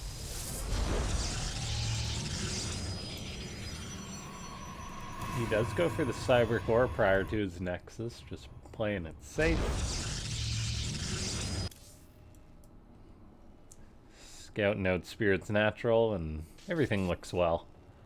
That probe's going to hang around up until the timing for that Reaper to pop out and run away just before that, most likely. Just forcing Spirit to take his command center on the high ground.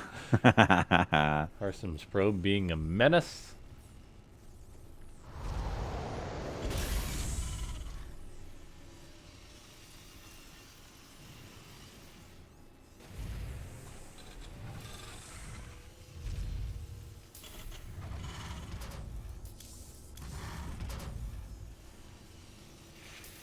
Well, alright. I guess I'll get over my disappointment of Hearthstone not going for cheese here.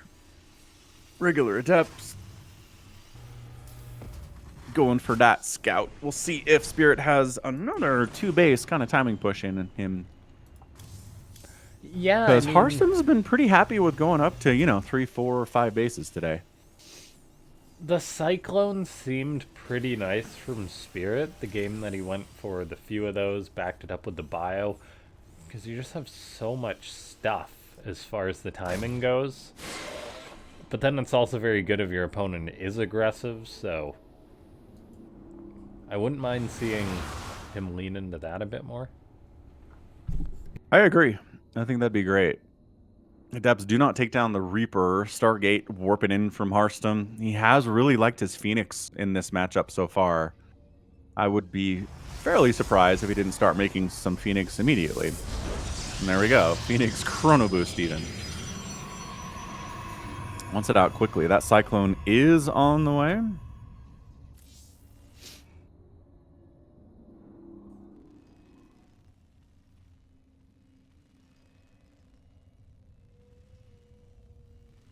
And I'm very quick medevac again. Sub 4 minute medevac. Feeling pretty droppy. I mean, Spirit has been pretty committed to going for the harassment. He's killed a lot of probes today, even in games that he's lost. Oh, look at that. Just waiting for something to fly across the map and catching it early. That's nice. Yeah, softening up a Phoenix. Now, for example, if that ever flies into a Widow Mine, that'll be a one-hit kill on it. Still just lots of production from Spirit. No extra production facilities, just investing purely into units. Yeah, man. Vikings coming out. Marines producing. Hearthstone. Shot off on the Medivac. Oh. Does he see the tech lab get started? He sees it explode. Close enough. Yeah, man. Hearthstone third basing it here. Sub 5 minutes. Feeling fine. Shield batteries keeping him alive. Phoenix kind of keeping the pressure on the other side of the map. But here comes a bunch of Marines and Cyclones. So keeping them on the other side of the map, no. So where's the defense? Ooh, the battery gonna get picked off right away. The Medivac's very far forward, so it does eat some shots. Spirit is looking to grab this third base, and he definitely needs to get something done since he's really delayed his tech. Stalkers get some good volleys off on one of those Cyclones. Spirit committing to this Nexus is a big play, but I think Hearthstone's gonna clean this up as he comes on in with everything. The Phoenix with the Depths buffering, the Stalkers, the Cyclones put out so much damage, but they can't when they're in the sky. They cannot. They are disabled and floating. I've always felt like calling it lifting is kind of misleading as to what's going on. You're actually putting them in like a stasis field and then lifting them. I always felt like, if it's just a lift, you should be able to shoot and do stuff while you're in the sky. That would be hilarious. Lift the Cyclone, it's still firing at you while it's wiggling furiously. Good stuff. All right, man. So Hearthstone holds on to that third base. The attempt was to punish it there, but not quite able to pull that off. Going into Robo, going into Charge. Hearthstone, kind of just playing the same beats that he has this whole series so far. Ooh, 6 Warp Gates coming up, too. That is a bunch.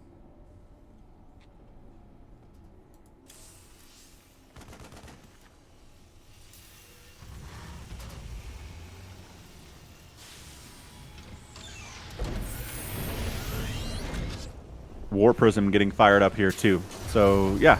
A little bit Zealot Harass, warping in Zealots inside main bases, inside Naturals, going into thirds. War Prism provides a lot of utility that way. Try to slow down Spirit that way, too. Yes, this is on the PTR, John Solo. This whole thing is going to be with the tests, the tested changes to the game. Very fun stuff. Observers are big.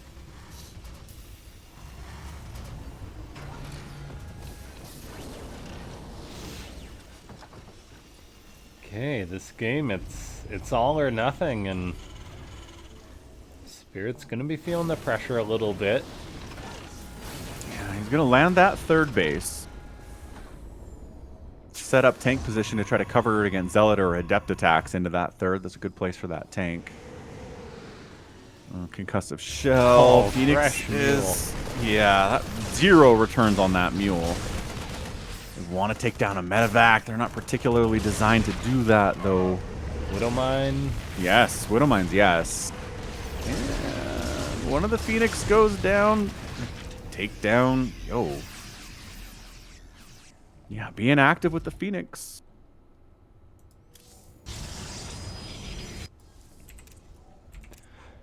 The first Colossus is on the way for Hearthstone. He is just going for a single Robo so far, so it's going to take a little bit longer to build up that count. And Perceived Spirit's going to get aggressive here. Loads his tanks into a Medivac just to reposition them, as he's actually worried about Hearthstone getting aggressive here. I did not see this coming, and I think for good reason, as Spirit's in an incredibly defensive position, just going to gun down all these Zealots. And that was a big commitment from Hearthstone to get nothing done. Great reaction time by Spirit to get into a good spot. And now he's on the warpath. Yeah, he's like, hey, how dare you? How dare you push on me? That's my job. Here we go. A lot of my dudes dimmed. Medevac's healing as well as they can. Hard to do when it's on the move. This deck's going to show up before Extended Thermal Lance is done. Oh, free Phoenix is free. Yeah, and it's also just one Colossus and a bunch of Zealots, so Spirit can definitely kite against this. He's got Widowmines, he's got a good chunk of Marauders. It is currently 1-1 upgrades on both sides. Hearthstone may have to give up his 4th base, but the problem is that's just a stone's throw away from his natural. What is Hearthstone doing on the other side here? Zealots. Okay, lots of Zealots. Killed 9 SCVs. Zealots warping into the main base too. Third base of Spirit is a ghost town. And he's trying to use Ghost to deal with it. And look, it's totally stalling his attack because he's dealing with what's going on the other side of the map. Buying time for Extended Thermal Lance to come out and more Zealots to be produced. Yeah, Spirit's gonna try and get the Cyber Core. He's really backed into a corner here, though, and this could maximize that Colossus damage. However, there is just a little bit too much bio for Hearthstone to make that happen. Spirit's gonna elevate into the main base. This is a incredibly risky play, splitting up his army against this. And these units that got dropped in the main base are going to be in trouble. I think Spirit may want to try and stim for the 3rd or something at this point, because Hearthstone's a little bit out of position. He definitely needs to get something done, though, after the Zealot harassment has slowed him down. He's at the natural base now. Hearthstone just recalls towards his 3rd. Yeah, Widowmine's trying to get some work done here, too. Just microing to within an inch of his life is Spirit. Zealots with charge are chasing this thing down. Hearthstone did lose his 3rd, but he's got a new 3rd coming up down to the south of the map here, and a 4th as well. Worker count is 62 to 69. Hearthstone has a lead. Both players have definitely taken their hits on that front. It looks like Spirit is going to fall back and try to stabilize.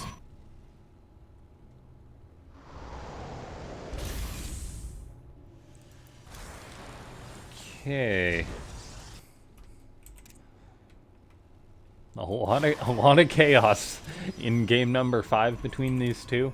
All those Phoenix dying has greatly reduced Hearthstone's anti-air capabilities, so he's actually building another Phoenix 11 minutes into the game. That's not something you want to do as Protoss, but I guess he feels he's got no other anti-air options. He's only researching Blink now. Spirit gets a big drop unloaded in the main base, and Hearthstone does not see this, so in goes the bio. What can Spirit grab? He's going to go for the Nexus as his pick of choice. Maybe he can get something else, as of course Hearthstone reacting to this. He's got to split his army. That's not easy to do, though, so he's going to lose some pylons, lose more pylons as he gets all his gateways unpowered. The Forge going to be the next target, but nope, just more and more pylons getting killed off. Dude! This drop is doing all of the damage. I can't believe it got the Nexus, let alone that he's killed other pylons, depowering warp gates. Might as well take down an assimilator. The robotic support bay is in a lot of trouble here too. Zealots kind of funneling in 2 or 3 at a time. It's not going to work out. Zealots do take down 10 SCVs on the other side of the map, so Spirit's SCV count is not great, but he just turned the main base of Hearthstone into a ghost town. And he's dropping on the natural base too. Yeah, he also momentarily unpowered Hearthstone's warp gates, so he wasn't able to get extra warp-ins going down to help deal with that or to help go for offense. He did do a really good job of not diverting the army from his 4th base, so he's been able to keep that safe. However, that was at the expense of cleaning up the attack in his main base. A bit of a damned if you do, damned if you don't situation for Hearthstone. Yeah, 100%. It is a tough decision to know what to do here exactly when these drops are happening, pushes are coming across the map. Spirit's army value is big, but man, he's down in worker count and in base count at this stage, but he's just dropping back inside the main. Not enough Stalkers to do anything. Marauder count is hefty. Colossus trying to do what they can here, but where are the Zealots? There we go. Zealots adding the situation here. Dude, that Forge is almost dead, as Phoenix says, and it's going to finish that +2 attack, which is huge. But Colossus getting target fire down and killed by those Marauders. Tail as old as time. Main base warps in. And I don't know, there's too much. There's too much Terran in here. He gets the Forge after +2 finishes. The timing could not have been worse there, I think, for Spirit. But he is still kicking butt, still has a huge army. He's pushing across the map further as well, and Hearthstone is just kind of falling apart. Yeah, Hearthstone really feeling his lack of anti-air. His army is 3 Colossus, 18 Zealots, and 2 Archons. There's not a lot of range there at all for the anti-air. And so he's making a Void Ray, Chrono boosting it out. He's still on 4 bases. Spirit scans that the 4th is vulnerable as Hearthstone's finally put all his defense in his main. He says, what do I do though? He's trying to split his force, sends a couple of units, 3 Zealots, and an Archon to defend his 4th. If Spirit knew that was there, he'd probably just skim on in. However, he's going for another drop in the main base. Hearthstone repositioning more of his units while trying to deal with this drop in the main. He's falling down on supply as Hearthstone. He hasn't been able to build any more Colossus since he lost that Robo. He did rebuild his main Nexus, and somehow Spirit is just fighting in the main of Hearthstone. Hearthstone warps in more Zealots frantically to try and deal with this. Oh, Zealots are doing the work, man. And they do, but as you keep saying, the lack of anti-air is absolutely problematic. I love that a Void Ray is joining the party here.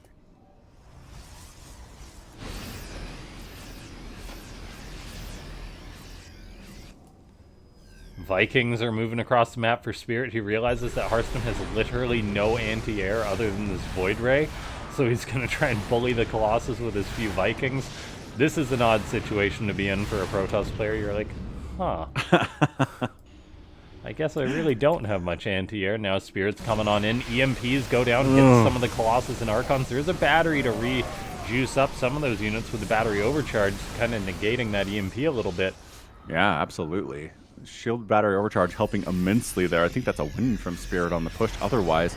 Hearthstone replanting his robotics bay. Still not really making any Stalkers. And Spirit's just 4 base giant Marauder Marine Viking balling it here. Yeah, and Hearthstone's been surviving. He's getting up a 5th base, which is incredible after all the attacks he's been on the receiving end of. He's building another cannon at his 4th base, just trying to really lock things down to fully stabilize. He's got really good upgrades under his belt with 3-2 versus 2-1 for the Terran. All the EMPs in the world aren't going to make up for that upgrade difference, I feel, when it comes to a head-on fight.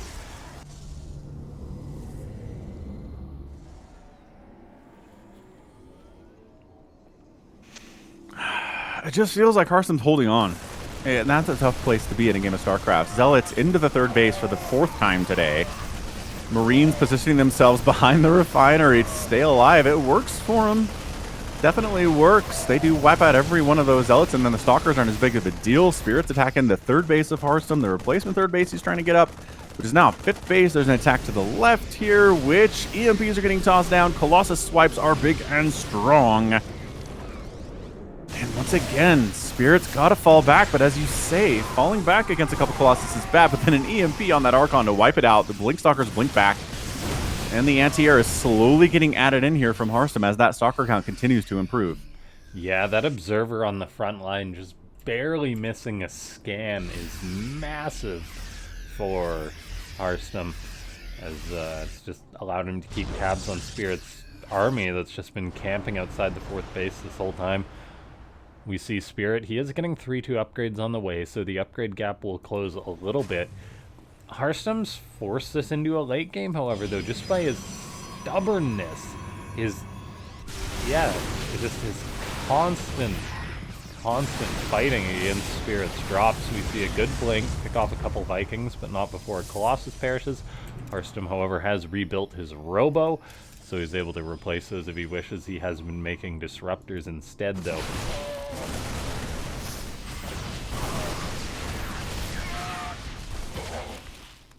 Man, once again, charge lots are just so chunky and so hard to deal with, so frustratingly so. Well, the upgrades are really showing there. Yeah, the fact that +2 was able to finish is so big for Harstem. He's getting a Dark Shrine behind it. And Spirit's just like, why won't you die? I feel like you were dead. I dropped your main and killed your main Nexus. What is wrong with you? And Harstem's like, well... Yeah, Spirit's now like, oh man, I gotta play against Disruptors. That's a whole different ball game. As now Harstem once again going in for an attack towards the third base. Spirit's done a good job keeping units in position to defend against that, though. Harstem's getting up a 6 base. He's almost maxed out. He's got a Dark Shrine on the way. He's probably going to throw up more production buildings relatively soon. He's made it. I know. It's crazy. He came back from a position that I think 95% of Protoss players would have just rolled over and died. He's getting DT Blink now, too. What a madman. If that isn't Protoss confidence, I don't know what is. Spirit scanning this Toss army. It's like, you can scan it all you want, Spirit, but you got to deal with it at some point. And that's not that's easier said than done. We see a scrap on this right-hand side of the map. EMPs evening things up a little bit, so Spirit will take that fight, but then loses too many units, so he can't really attack on in. Another base landing from Spirit here. Going to defend it with a missile turret and a sensor tower. Yeah, both players are maxed out. Worker counts are fairly even, which means the mules from Spirit are helping him have a better econ here. But the cost efficiency of things like his Colossus... getting the jump on Harstem, but of course those Disruptors are able to help out the Colossus go down, though. Yeah, that was definitely a mistake. Moving out there, not quite paying attention, not having good intel on what's going on with the map. An attempt at like a 7th command center does get canceled. That's a minor win, and killing this before it's a planetary would be a huge get for Harstem. Spirit sprinting up that way, trying to save the PF. There are no immortals here, so the PF is going to survive. Harstem leaves the Zealots to die, gets the Stalkers out of there. I'd love to see another attack up the left side here, but he's kind of just massing in this general corner of the map. Coming up a ramp against a entrenched Terran position is going to be tough, especially with the EMPs that are continuing to rain down here. Yeah, good blink. Picks off one of those Liberators that Spirit was shift-clicking up for some harassment. Liberators are repositioning. Notably, that is one of the nerfs for Terran in this matchup, is that the Liberators have had their range nerfed, I believe, with advanced ballistics, I want to say. Yeah, no, that's true. It doesn't give as much range as it used to. Accurate statement. I don't know that it matters a ton in situations like this. It's more of, I think, about harassment, when you can kind of set up circles and be unstoppable. Blink DT takes down the PF at the 9 o'clock position. Blink DT hit squad putting in the work. Pardon my observing, we also saw Spirit moving in there with a bit of a counterattack, but now he's hightailing it out of there, and the DTs are getting on top of everything, as Spirit is all of a sudden taking massive blows. I'm not going to say crumbling just yet, but the cracks are showing here as Harstem takes yet another base, knocks down one of Spirit's, and is coming on in again with an attack. Spirit's got to deal with this army. He can't make it down that ramp due to the Disruptors. He needs to turn that command center around. We see Disruptors connecting with SCVs. Spirit's not really getting much counter damage done while this is going on. I think there might have been a bit of Liberator harassment. There's DTs now queued up to the top right. If Spirit loses this planetary, that is going to be catastrophic for the Red Terran player. He's having to dodge Disruptor shots once again. Harstem is eating some shots in Liberator zones, though. The Liberator's unsiege at the worst time. Harstem blinks underneath it. The DTs haven't gone in for the attack just yet as Spirit advances in. Yeah, Liberator setting up to try to cover the flank here. That Nexus is going to go down to the DTs to blink in and take down the Planetarian. Spirit is effectively on 2 mining bases right now. His worker count is 35. Mules are good, but maybe not that good. Liberator's getting picked out by the Stalkers. Again, Liberators are gone.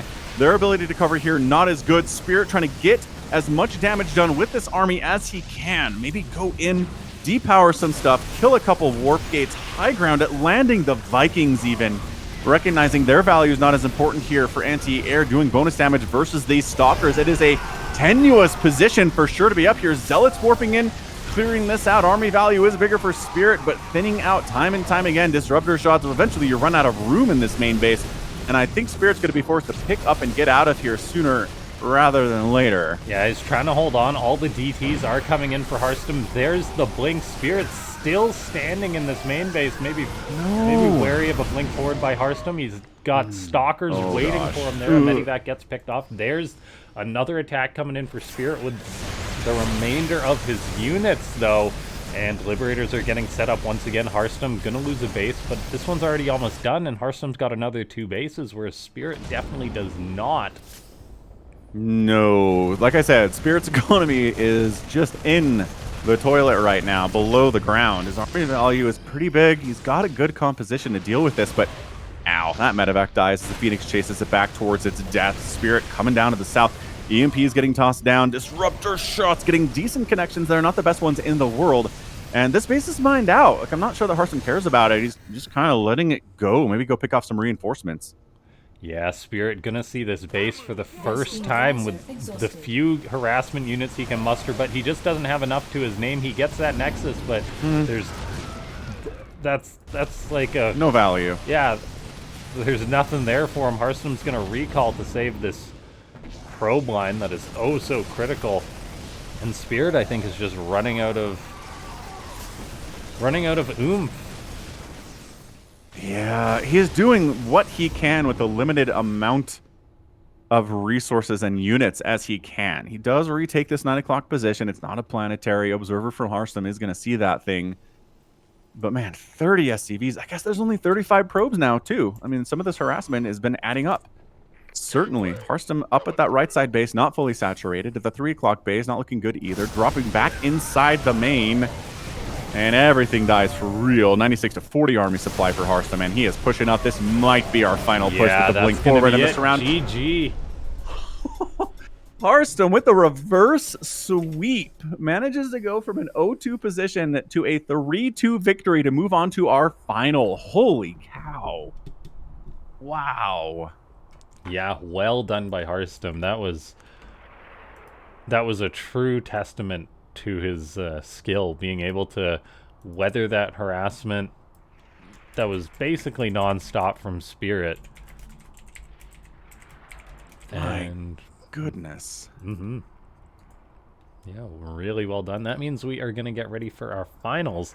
It's going to be a best of 7 Protoss versus Protoss, as Hearthstone was able to get the reverse sweep there.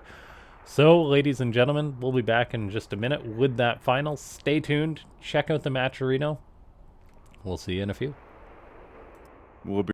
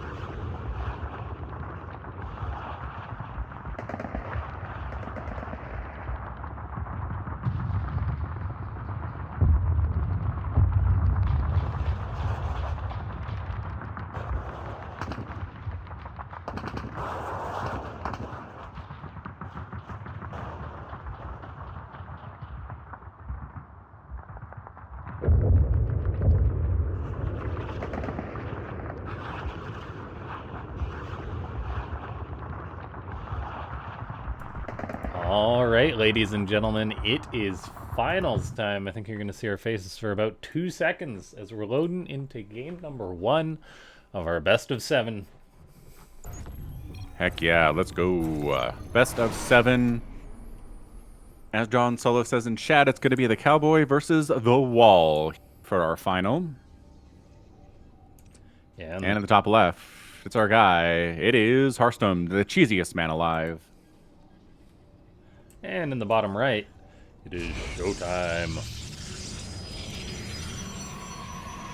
The Wall.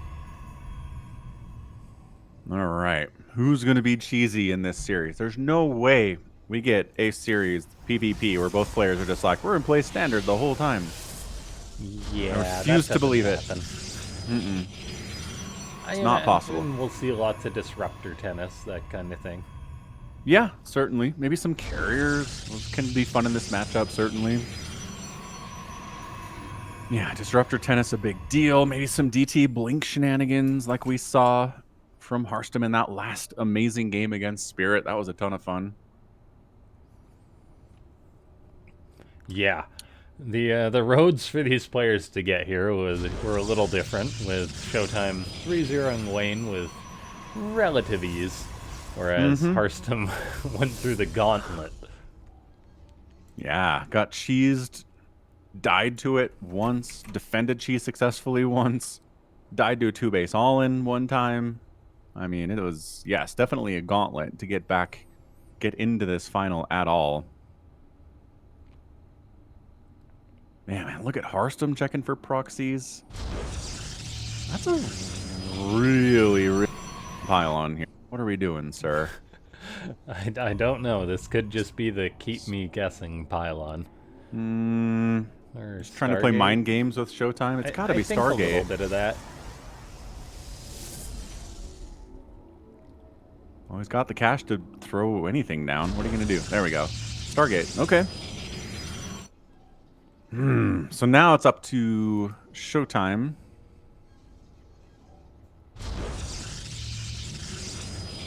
Where's his probe? Showtime's got a probe over there, right? I believe it was in the mineral line. Yeah. Yeah. So it's here. He sees there's still no expansion at all and says, Yeah, Showtime's like, you're really going to make me look for this? Really? Yeah. Where is your pylon? He's heading the right way, but I don't know if he's going to get all the way up into that corner. Got him. Yeah, Showtime is sending a probe around to this right side, but he has not found Hearthstone's proxy Stargate here. And in fairness, Showtime is checking places where it would be better for Hearthstone to go, but by being better, it means it's more likely to be scouted. So Hearthstone just playing the odds here, putting it further away in a position unlikely to be scouted by Showtime, and hoping that the greater distance is not as big of a problem because it's entirely a surprise.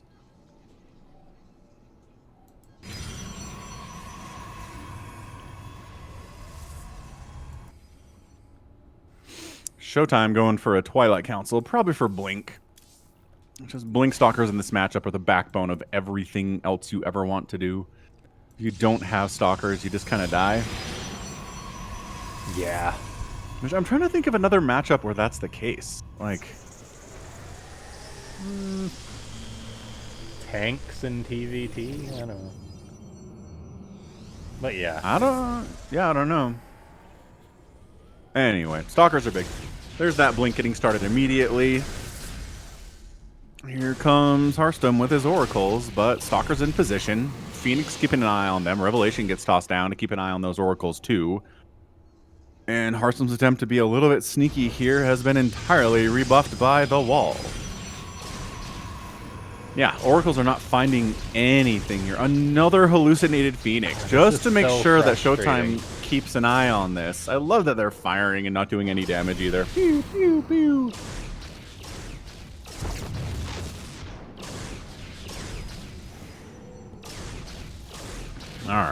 All right, Hearthstone. He's just trying to find an angle, trying to find an opening, and just not seeing anything. Man, another hallucinated Phoenix. Yeah, you have no choice but to go home as Hearthstone or just fly around. I guess he can maybe split up the Oracle, but...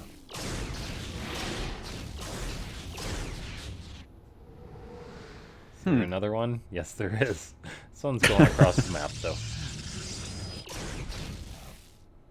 Yeah, Showtime warping in his third base after Hearthstone starts his third, so expansion timings have been kind of flip-flopping a little bit here as to who's ahead. Worker count is 40 to 44. Showtime's in the lead there.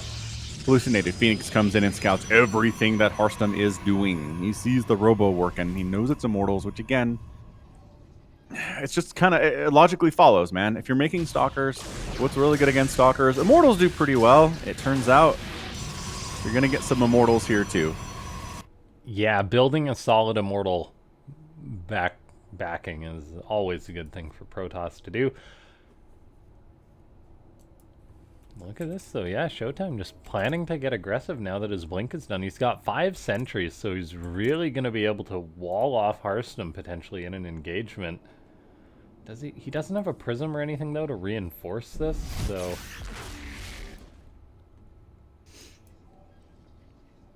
Yeah, Hearthstone's working on charge. Oh my gosh, these Oracles have been so patient. Hey, they did it. They caught some value. Showtime coming in the other side. Pops Guardian Shield. That's a high sentry count. And no Immortals with his army either for Showtime. So, like... Oh, okay. He blinks for the hallucinated Immortal. Oh, no. Got tricked. Then he realizes he can just go into the main base first. Oh my gosh. D-Powers 2 Warp Gates here. Gets on top. There are some slow Zealots. Chart is not done yet. D-Power 2 more Warp Gates. And there was an Immortal about to pop out of that Robo. Force Fielding. Oh, does not Force Field. Backs himself into a corner. The sentries are going to die. Oracle's getting some more probe kills here, which is fantastic. And the Stalkers need to get out. So depowering Warp Gates, killing some probes, doing some decent work there. Stalkers get out as they do because they're mobile. But Hearthstone survives it. That was a little bit tricky, but nothing too bad. Yeah, the Stalkers go towards the third, but they're a little bit late. And everything comes out in the wash, except for Showtime's got a slightly faster 4th Nexus. And yeah, I mean, worker count very even still, army supply very even. The odd thing here and there, but both players are well situated to go into a macro game.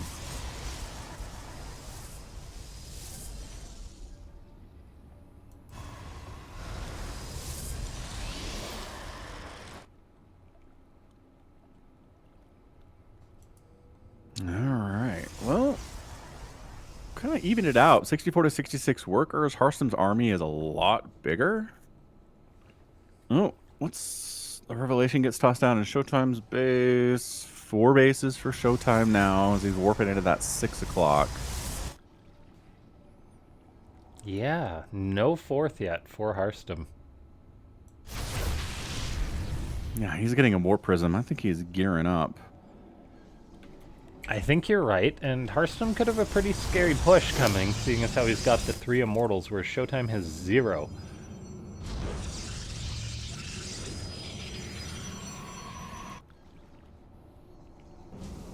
And at this point, with the 4th being up for Showtime, there's definitely going to be pressure on Hearthstone to get some damage done, or potentially even get a kill, as he's just going to be behind really far on the economy if he doesn't.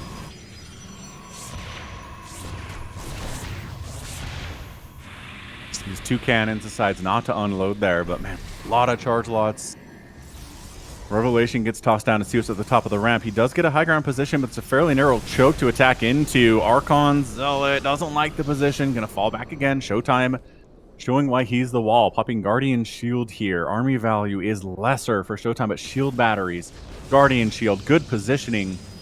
Is really keeping him alive against Hearthstone's attempt to take him down. Hearthstone is expanding behind this now. So I think he recognized, okay, I don't think there's a window here. Good stasis, catching 4 Stalkers, further improving the army value advantage that Hearthstone has right now. Is he just going to... I mean, these Stalkers are going to blink out of there, right? Yeah, I imagine so. Maybe one or two will die. Nope. Yeah. That was great. Yeah, so Hearthstone does not want to push in. He doesn't want to overextend, doesn't want to lose everything and then die to a counterattack. So he's expanding behind it. He knows he's behind economically. And man, Showtime's caught up in army value here too. So there was a window. Who's going to be the first one to make Disruptor? Showtime's throwing up a Robo Babe. Hey, there's a scrap, but it's a pretty good angle for Showtime. Yeah, once again, I don't know, man. Showtime, he's just doing a good job kind of kiting, dancing back and forth here. Now he's committing to the engagement. Archon versus Archon. Protoss against Protoss brethren here. Army value is bigger. Showtime's getting some good value. Snipes the War Prism. Immortal's not very good against Archons, but the Archon count of Hearthstone still is 3. And big warp in his Zealots and GG. Hearthstone GG's out recognizing he's down economically and his army value just got wiped out. And it's a little premature, but I think he had a good read on the situation. Yeah, that was incredibly well done by Showtime with his defense, as always. I mean, he did a really, really good job not giving Hearthstone any position to attack into. And as soon as his own +2 was done, he charged not. Well, he waited for a proper engagement and then he went in. Yeah, that was, man, Showtime just winning on defense. Not really a surprise, I would say. A little bit of banter back and forth with Showtime and Hearthstone in the lobby here. Just talking about how they appreciate the mind difference, how it's not as good as it used to be. That's kind of nice. It's like we're hopping into our next map. And if you want to know when the next Afreeca world is, be sure to follow us both on Twitter. We've got our Twitter handles, well, X handles, whatever you want to call it at this point, below our faces here. So let's hop into the lobby for game 2, Crimson Court. Which again, very interesting map. Don't like it for Zerg, but there are no Zergs here. We'll see how this goes. Yeah. Yeah, it's funny. Some maps can be great for some races, terrible for others, and... This could be one.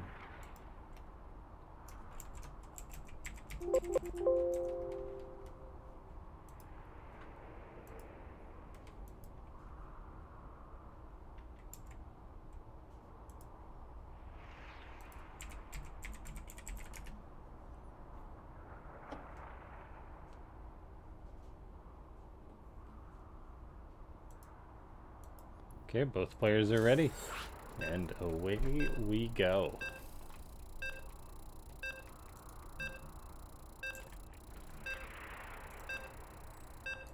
Crimson Court. It is a very red map. I appreciate it. Do you ever feel like you could come up with, like... You know how, like, when video games don't let you set your own name, but they give you, like, a bunch of words to choose from? Yeah. You can just make, like, a StarCraft 2 map name generator. It's like, pick 2. It's like, battle, field, battle, space. Battle Ocean. All right, Crimson Court. We've been here a couple times already today. Still kind of weirds me out. Bottom left. It is Hearth. And in the top right is Showtime. Wait, John Solo, what'd they do to the Sentry to make it good versus the Archon? Oh, did they up its versus shields or something? Or just I don't its general know. attack? I do not know. I don't remember reading that. John can tell us. He knows. When are they going to let sentries be like portable shield batteries in the campaign?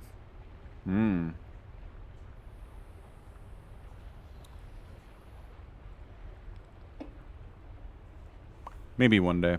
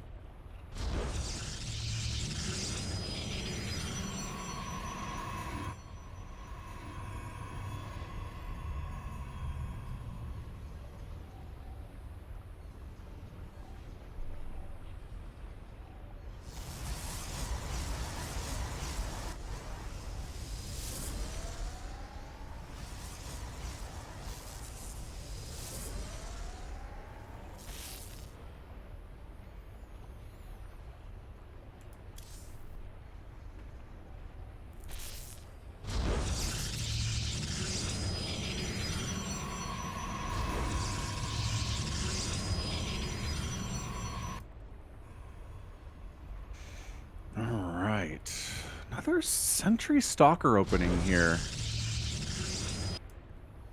Plugs a hole so that Hearthstone can't wall off here.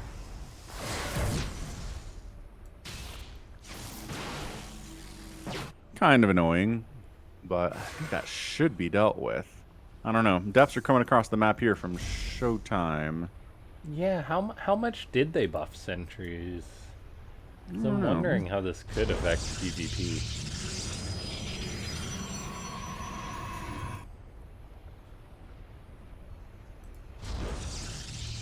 Let me pull it up here. Sentry damage increased from 6 to 6 plus 4 versus shields. It almost doubles the damage output versus shields.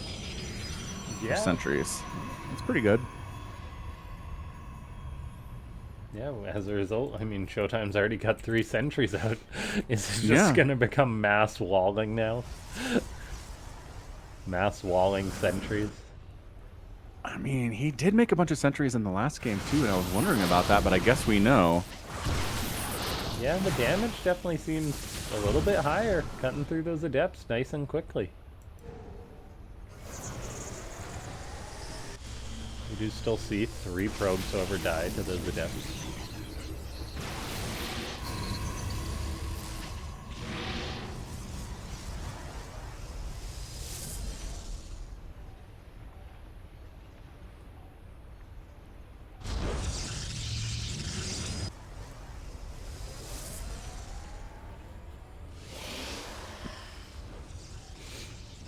New Chonky Observer being warped in here, summoned here from that Robo.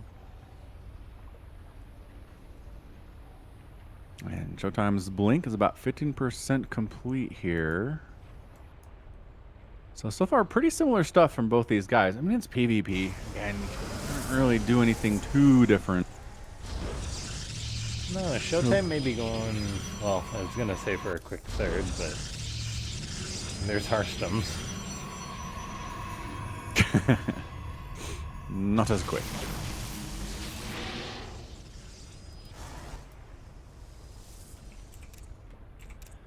Once again, Showtime's moving out with stalkers and sentries. He was able to just waltz into Hearthstone's base in the previous match, but I get the feeling that that's not going to happen in this one.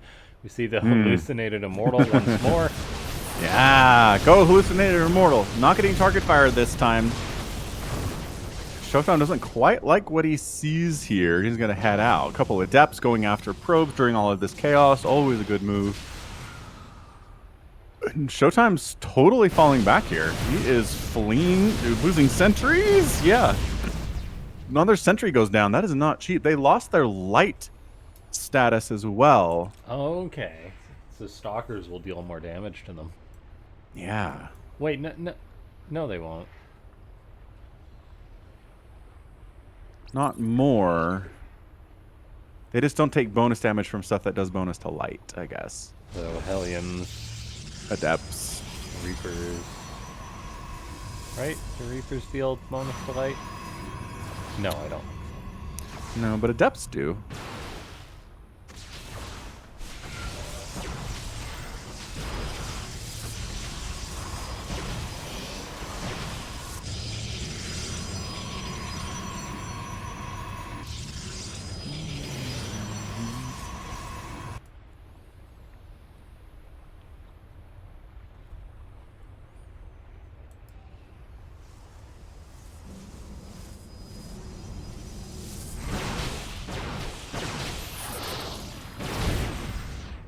Man, Reapers in the Wings of Liberty days did have a bonus to light and bonus to buildings.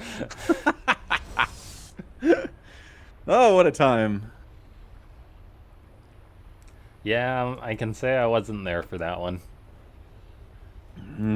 I did Reaper Rush my way all the way to Platinum, though, when I first learned StarCraft. Oh, nice. And then at some point, I hit the wall hard, in which it no longer worked. Yep. And I was like, I remember some guy literally telling me, like, you realize that this doesn't work against Diamond players, right? I'm like, damn, I have to learn how to play the game. I think that's true for about 99.9% of strategies in Starcraft. nothing you can just roll with to get to GM except for cannon rushing. Wow, Hearthstone uses a recall to protect this base. He's a little bit out of position. Wow. Immediately, a sentry gets sniped. An immortal dies too. Not for free, though. That was like 4, 5. All the stalkers dying. Showtime goes in with his charge lots, but that is with much less army supply in this fight, I feel. He turns, however. But he's got to get out of there. Maybe drop some force fields on the way out. There we go. Wow, Hearthstone blinks through with the Stalkers, leaving the Immortals behind. He out for blood here. Another round of Zealots shows up, though. Yeah, we got a Prism from Showtime as well, going towards the main base. Yeah, I think Hearthstone should probably pull back here. Both players, you know, 4 bases, even worker counts here. Never mind, Hearthstone not going. Hearthstone's going to deal with these charge lots, going to kite back and deal with them, and once those things are gone, I think that Nexus is dead. What can Showtime do I think Showtime on the other side of the map here? Dead. Yeah, this is not looking great. Zealots are tanking a little bit better than I expected them to here, but man, it's 47 to 28 army supply. Zealots fleeing from a Nexus. Showtime's Warp Prism is now moving into the main base of Hearthstone. And he goes into warp mode, and there we go. Does manage to warp in some Zealots to try to do something here, but man, completely losing his 4th base is a problem. He doesn't have a ton of cash to commit to this. He's just warping in a couple Zealots here and there, and it is forcing Hearthstone to come home. And allowing Showtime to rebuild that 4th. Yeah, Hearthstone, realizing that Showtime is just relying heavily on charge, has elected to get Resonating Glaives, which is really interesting and cool, instead of just getting his own charge. So Stalkers and Adepts against a primarily charge-lot composition is going to be tough for Showtime to overcome when he's down on supply, down a base now, as well. Oh, pardon me, Hearthstone has just started his 4th, so not really, but it's still going to be a very difficult hold here for Showtime. Yeah, absolutely. Hearthstone stutter stepping in further here. 84 to 59 army supply. Sentries and Stalkers can only do so much against this much stuff. The Adept count, there we go. Adepts to deal with the Zealots that were giving problems. Yeah, I think maybe we overmade Adepts. Like, nope. That was like if you win, everything was great. GG. And Hearthstone ties the series up 1-1 here. Man alive. He's just doing so well today. I'm always impressed by Hearthstone whenever I watch him. Yeah, I know he definitely is going to be really competitive against Showtime when it comes to them playing against each other. I think Showtime the slight favorite, but I agree. It's not gonna. Yeah, like I would never have expected a 4-0 or anything. No, definitely not. And the fact that Hearthstone and Showtime have played against each other 8 billion times in their histories, because they're both old-time Protoss in the EU. I mean, they run into each other on ladder, I'm sure, every day. I mean, for years and years and years now. So they know what the other one is. They know what they're capable of doing. And, yeah, I mean, that just narrows gaps between players if you know each other so well.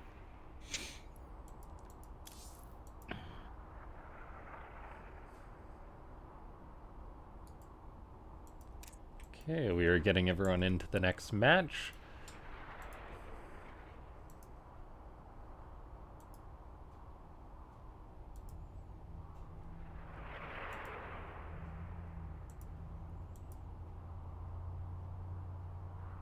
Alright, we're on Site Delta. Not a new crazy map, but still part of the PTR.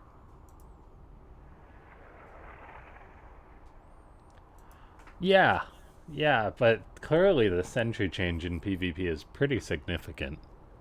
Yeah. I mean, Showtime is making them at numbers that are impressive, so he wouldn't be doing that if it was bad. Hearthstone just relogging due to the lobby bug. Oh, yeah. While you guys are waiting for him to get back online, consider hitting up that Matcherino. You can head over there, use the claim code button to add 25 cents to the prize pool for completely free. Hooray.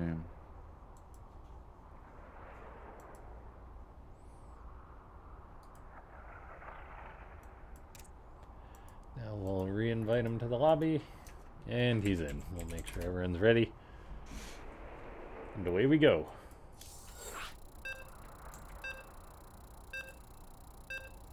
Here goes nothing. Yeah, thanks so much to everyone for tuning in. I hope we get a crazy map this series. I think I don't know what the definition of crazy map is, but I think some of the new ones are out there, that's for sure. Okay, here we have in the top left, representing Rebellion, Shopify Rebellion, that is, it's Hearthstone. And in the bottom right, the German Protoss. It is Tobias. He is the wall.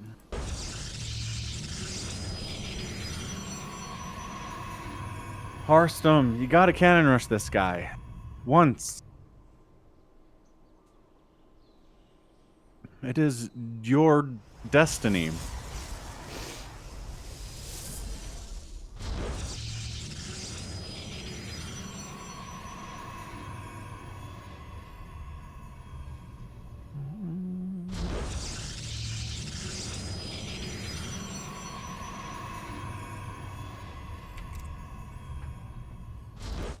Okay.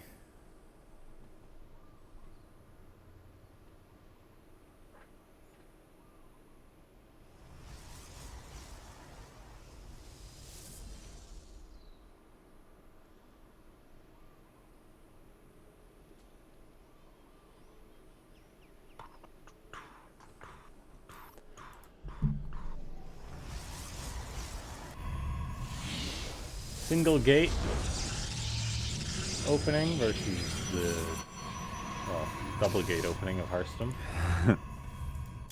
Yeah, that's definitely risky in PvP, man. And making a zealot. Showtime. What are you doing? Well, I think you need the zealot just because you only have the one gate, so you gotta utilize all your production. You gotta have something.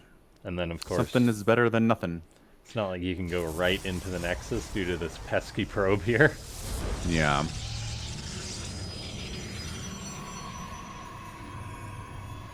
I don't know. I just feel like you show up with 2 stalkers, which is what Hearthstone is doing, and you're in a lot of trouble. Yeah, it's definitely risky, but like Showtime would be able to toss down a pylon to wall this off. Yeah. He's gonna be able to probably make a stalker, I assume. Yeah, There we maybe go. Chrono Yeah. Boost that out, and just the timing's thought of and well thought out.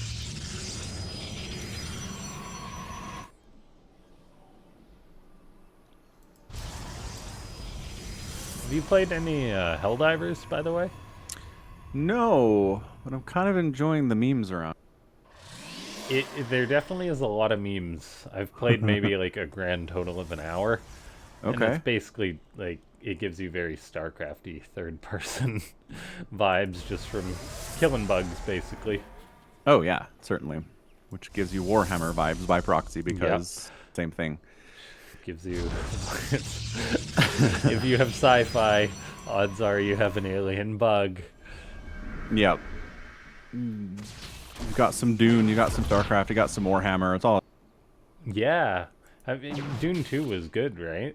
Oh my gosh. I've seen Dune 2 3 times in theaters. I haven't LaughNgamez. seen it yet. I mean, Oh, it's a 2 it's hour so good. drive to go see it in IMAX, which I want to do.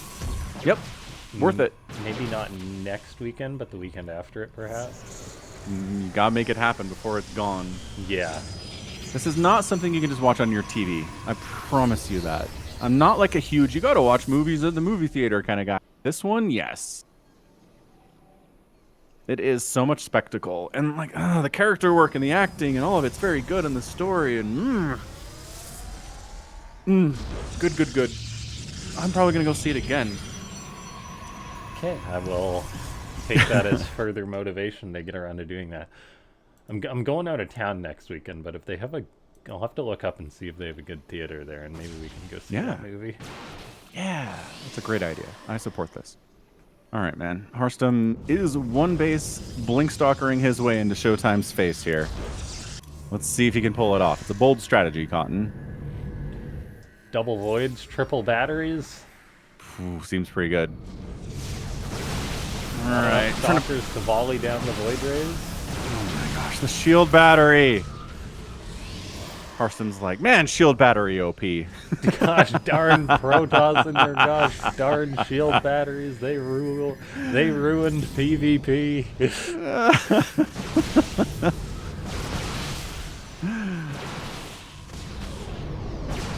Now, Showtime is just making void rays and stalkers, so it's not like he's getting out any immortals or anything, so he doesn't have great prospects later on.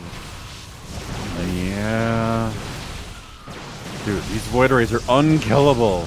Shield batteries are running out of energy, though. They are. 2 more are being built. Stargate goes Snipes. down. Yeah, that's fun. That's half of Showtime's production. He throws up a robo now, but he also loses his gateway. Okay, he's got 1 other gateway. Oh, Showtime misclicks for a second. Great blink forward on the single stalker to bait that out. Showtime now forced to pull the probes. Potentially going to lose one of those pylons powering the shield batteries. He's down to just 1. Hearthstone open and more stalkers. Void Ray, 1 goes down due to a blink. There was no battery overcharge there to save it. And great micro from Hearthstone, I think, is going to kill Showtime. Oh my gosh. 1 base blink stalker proxy all in, which I guess counts as cheese. Looks like it's done. 30-11 army supply. GG Hearthstone. GG, just like that. 2-1 lead for the Dutch Cheesiest Protoss. man alive strikes again. Wow. All right, man. That first game kind of felt like Showtime was just sort of, you know, a bit on a different level here today, but not anymore. Not anymore. Not when you're down 2-1 in a best of 7. Hearthstone, you monster. Yeah, I mean, you kind of called it from the start. The one bit that the fast expansion was risky, and Certainly was. Hearthstone scouted it. He knew what it was the whole time. Decided to go for a 1 base blink stalker all in with a proxy, and it totally paid off. I mean, it's not just you show up and you win. There was definitely a lot of micro. oh yeah, I mean, target firing things in particular, dealing with the shield batteries, pulling back when you need to. Just the game sense of Hearthstone there, and the execution was awesome. yeah. I know it's really, really like that build can work. There's a reason why Showtime picked it, but it's just I think you need to get out immortals, otherwise the stalkers just don't die or take out any damage. Yeah, I don't know. I'd be interested to hear from Showtime, like if I got a chance to speak with him, ask him how good, like, does that build work often or not? Right. And especially in a PvP where you're getting scouted. PvP is a matchup where you're 100% getting worker scout. You're not hiding this. It's not like you're going against a Zerg player who's never going to worker scout you. And you can do this and get away with it more often. So I don't know. I'm just a little bit confused. Oh, let me hop into that lobby. On the wrong menu. There we go. We'll make sure both players are ready before we load on into the next map. Thanks so much to everyone that's contributed to the prize pool that these players are fighting for. You can do that over at the Match Arena. Use the coupon code for free if you haven't already. As that actually allows you to add 25 cents to the prize pool just for logging in with Twitch or something like that. You should up it with inflation. It should be 34 cents. Should we just change the value of a quarter to like 30 cents or something? Yeah. Yes. That's what I'm saying. Okay. Bottom left. Well, the upper left, pardon me. Hearthstone.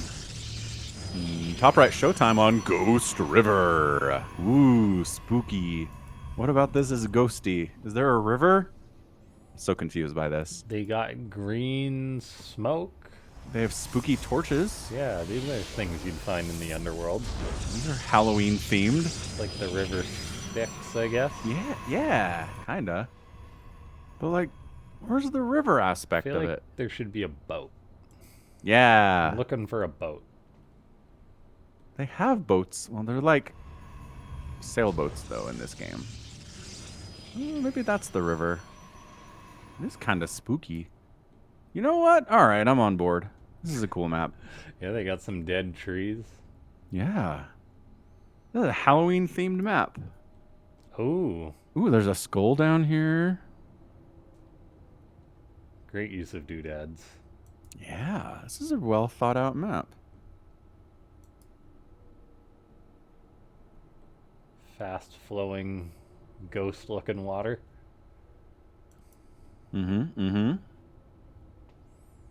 Probe's probably scared. I'm gonna throw down a pylon to comfort me. This is a crazy map, John Solo. I mean, I don't know if there's anything... This is basically what? Equilibrium in a lot of ways. Just the top left spawn versus the top right spawn. You got a lot of expansions down south here. There's not a gold base to go to, though. There's just a difference between this and Equilibrium. But Hearthstone's got some more proxy shenanigans planned. This map almost looks like a skull and crossbones. Ooh. You got eye. Okay, yeah. Nose. Yeah. Crossbones. Oh my gosh. You're right. This is the greatest map ever. I'm on board. I was skeptical before. It's like when people look at... I mean, totally just... Can't remember the word. Like, my own inference. It's like when people look up at the stars and they're like, I totally see a fish Yeah. jumping in a bucket. It's like, well... Yeah. It's pattern recognition. That's what our brains are really good at, is recognizing inferring patterns maybe when they don't exist.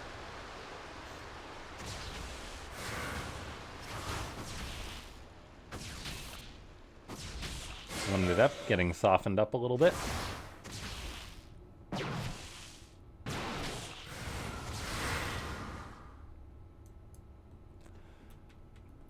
Four Stalkers against 4 Adepts. There's also a Prism out on the map for Hearthstone, so he's really looking to get a bit aggressive, but he's going to have to deal with these Adepts back at home. Fortunately for him, he can always throw up a wall and be totally safe. And yeah, just this proxy robo, allowing him to get a Prism into Showtime's main base. The Prism has no units with it, though, because all the Stalkers have gone home. War Prism doesn't need any units with it. That's its secret. Just picks up all the enemy probes and takes them prisoner. Oh, man. Double Adept Warpin, however, Showtime has plenty of units back at home. We'll see. Adepts kill probes pretty quickly, though, so... 3, 4, 5. 5 dead probes. That's a really good start for Hearthstone. Absolutely. Not going to complain about this. Recalls it out of there. Phoenix was hunting it down.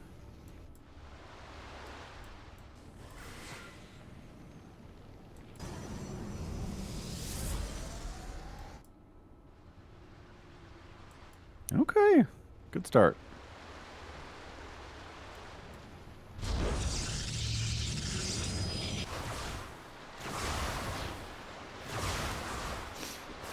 And I complained about this to you before. I hate it when YouTube's like, here's a short from a content creator you know. And I'm like, okay, but I watched the video this came from? You know I watched the video this came from? Yeah. Why are you recommending I watch this thing I already watched, YouTube? Come on. I just try and watch as little shorts as possible. Yeah. It's just crack for the brain. Yeah. I mean, I don't scroll through shorts. I'll watch something if it's recommended, but Yeah, I'm not well, like, what's next? That's what I do too. So. Yeah. Yeah, my attention span is brutal enough without worrying about that. All right. I don't know. This is fine, I guess. 6, 6, 7, 7. 8. Showtime finding some counter damage, swings the probe count to be slightly in his lead. He also unpowered the Robo of Hearthstone, which is quite nice for himself. He also killed the Observer of Hearthstone. I'd love to see Showtime throw up a Dark Shrine right now, but he doesn't have a Twilight, does he? No, he doesn't. No. But soon. Soon, TM.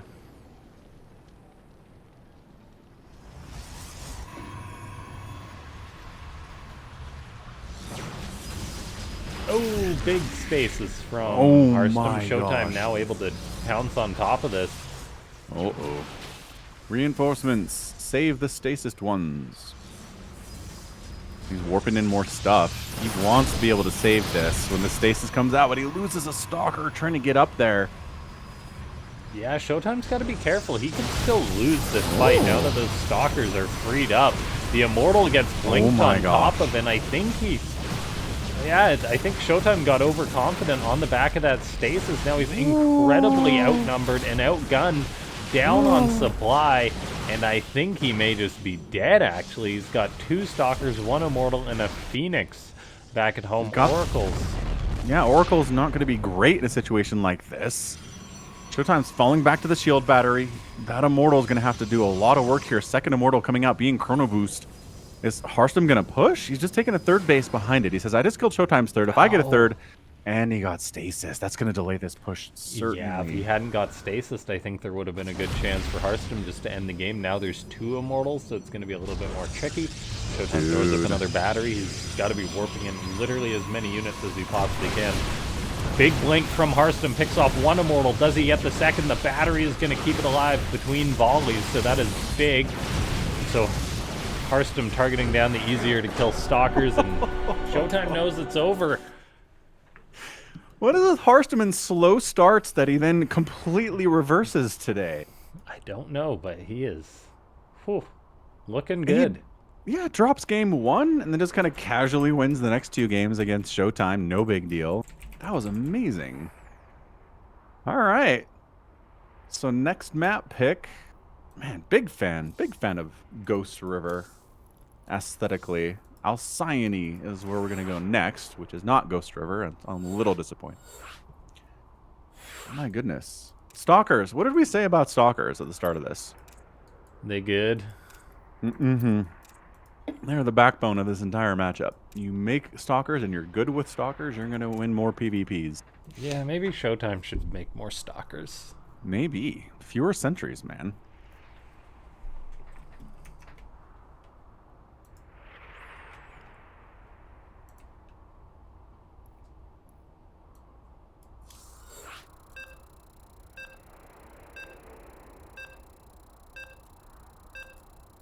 Okay. We'll see. Is Hearthstone going to be able to close it? A 4-1 would not be what I expected, but based off the way he's playing, darn well earned if he's able to close it out now. Showtime, though. No slouch. Maybe he can bring it back. Oh, absolutely. That is the fun of Starcraft is. The first couple games don't tell you everything, do they? Yeah. Bottom left Hearthstone. And Showtime.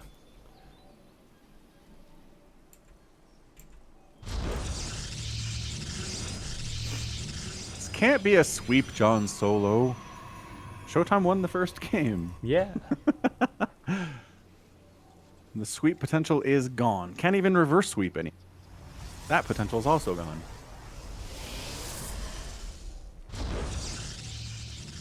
So Hearthstone, he's won 2 games with proxies today.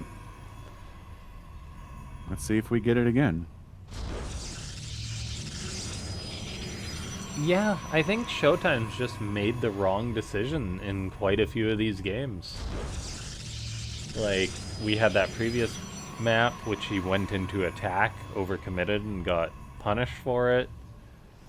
Then, like, the build wasn't great in the previous map. And then, yeah, so Been having a rough go of it.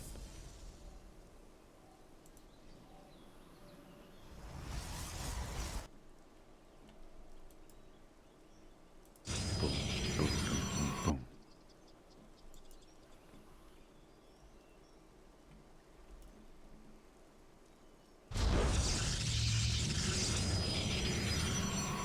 Alright, Showtime says, I'm tired of getting proxied. Two can play at this game.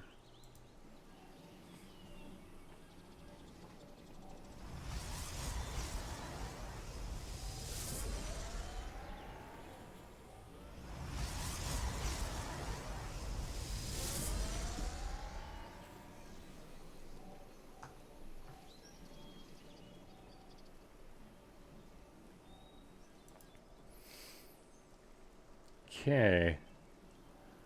Doesn't look like it's going to be a proxied structure from Showtime since he just hid the pylon. There's no probe nearby it, so whatever tech he goes for will be in the face of Hearthstone, or maybe he'll just double up on Stalkers potentially, or a Yeah, he's like, Nexus. man, keep dying to stalkers, he says. Maybe I'll make some stalkers this time. And that is what he says. Now Showtime being the one who goes for the faster expand. And oh, look at that, a proxy pylon from Showtime. I love it. Gonna get aggressive here. Okay. It's like, I'm tired of being on the back foot. I know I'm the wall. Sometimes that doesn't go well for me. Yeah, and this, I mean, it seems in PvP the Protoss that's aggressive is the one that wins more often than not. So this is really nice for Showtime. The fact that Hearthstone went for this fast Nexus and now he can potentially punish it. Look at that, proxy Robo, proxy Gateway. He's going for blood. Hearthstone has his own Robo on the way. Mm-hmm. Mortal's going to be a big deal here. This is one of my favorite things in Starcraft. And you show up, you're like, this is my whole army.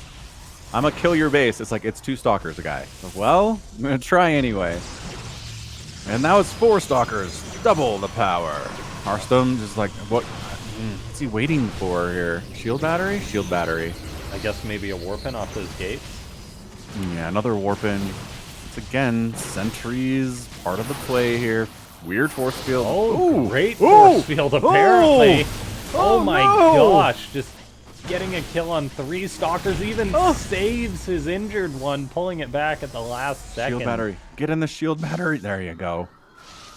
Dude, Hearthstone, you madman. That is such a good start here. He's going to have his own Immortal out just about the time that Showtime's finishes up. The extra damage on those sentries is so big in PvP. We're going to see Showtime try and catch Hearthstone off guard, but Hearthstone has got a probe to block those Adepts shading up. The Immortal is now done on both sides. And, I mean, there's a battery for Hearthstone to pull back to. There is, and an Immortal just joined the party. An Immortal from Showtime is here. Oh my gosh, another great force field. Force field's getting tossed back and forth. Force field should be the color of the player who threw them down, I think. I'm surprised that they haven't done that. Anyway. Oop, there you go. Free sentry. And oh my gosh. Oh my. What is happening right now? That is just incredibly well done by Hearthstone. The Cowboy. Yeah. By the YouTuber, the very successful, very funny YouTuber. Holy Hannah. All right. So yeah, Hearthstone starts slow today and then just turns into an absolute monster when he's down. Like that, you don't want to deal with him when he's down. No, that was apparently. He was honestly like, I wouldn't have considered Hearthstone the favorite to win today, but based off he was the best player today. There's no doubt about it. Really exciting games through and through. And so, ladies and gentlemen, that concludes Afreeca World 112.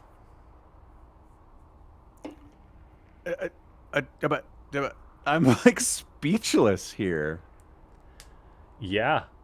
I mean, the force fields were incredible to win that last game. Yeah, they're placed perfectly. And yeah, you just get free units out of them more often than not. Mm-hmm. That was so cool. Yeah, he just keeps getting better, man. Is Hearthstone the Protoss hero? Maybe we should start. Maybe we should start saying that. He's the future. He's the future of Protoss. Okay, well, ladies and gentlemen, make sure to hit that Matcherino up on your way out. It's dead simple. You can use that coupon code. You just go to that URL, press the big yellow golden contribute button, or claim code button, pardon me, and that allows you to add 25 cents to the prize pool for free. You just got to log in with an account, that kind of thing. And yeah, make sure to check out Falcon Paladin and I on YouTube, Twitter. That's the best place to get notified whenever we put up new content or announce these events. Yep, we will be here. So yeah, again, GG to Hearthstone. Check him out on YouTube if you're not. He has a great channel. Mm-hmm. Yeah, do so. And that was really fun to watch today. Thanks so much to everyone for tuning in. Do you have anything to add? No, I think that's it. Always fun. We'll be back in another couple of weeks. Different players. We always mix it up, and doing it on the PTR today was a lot of fun too. So you never know what you're gonna get with the Afreeca world. Be here next time. Yeah, we'll see you guys next time. Thanks so much for tuning in. Have a wonderful day. Bye bye. Bye.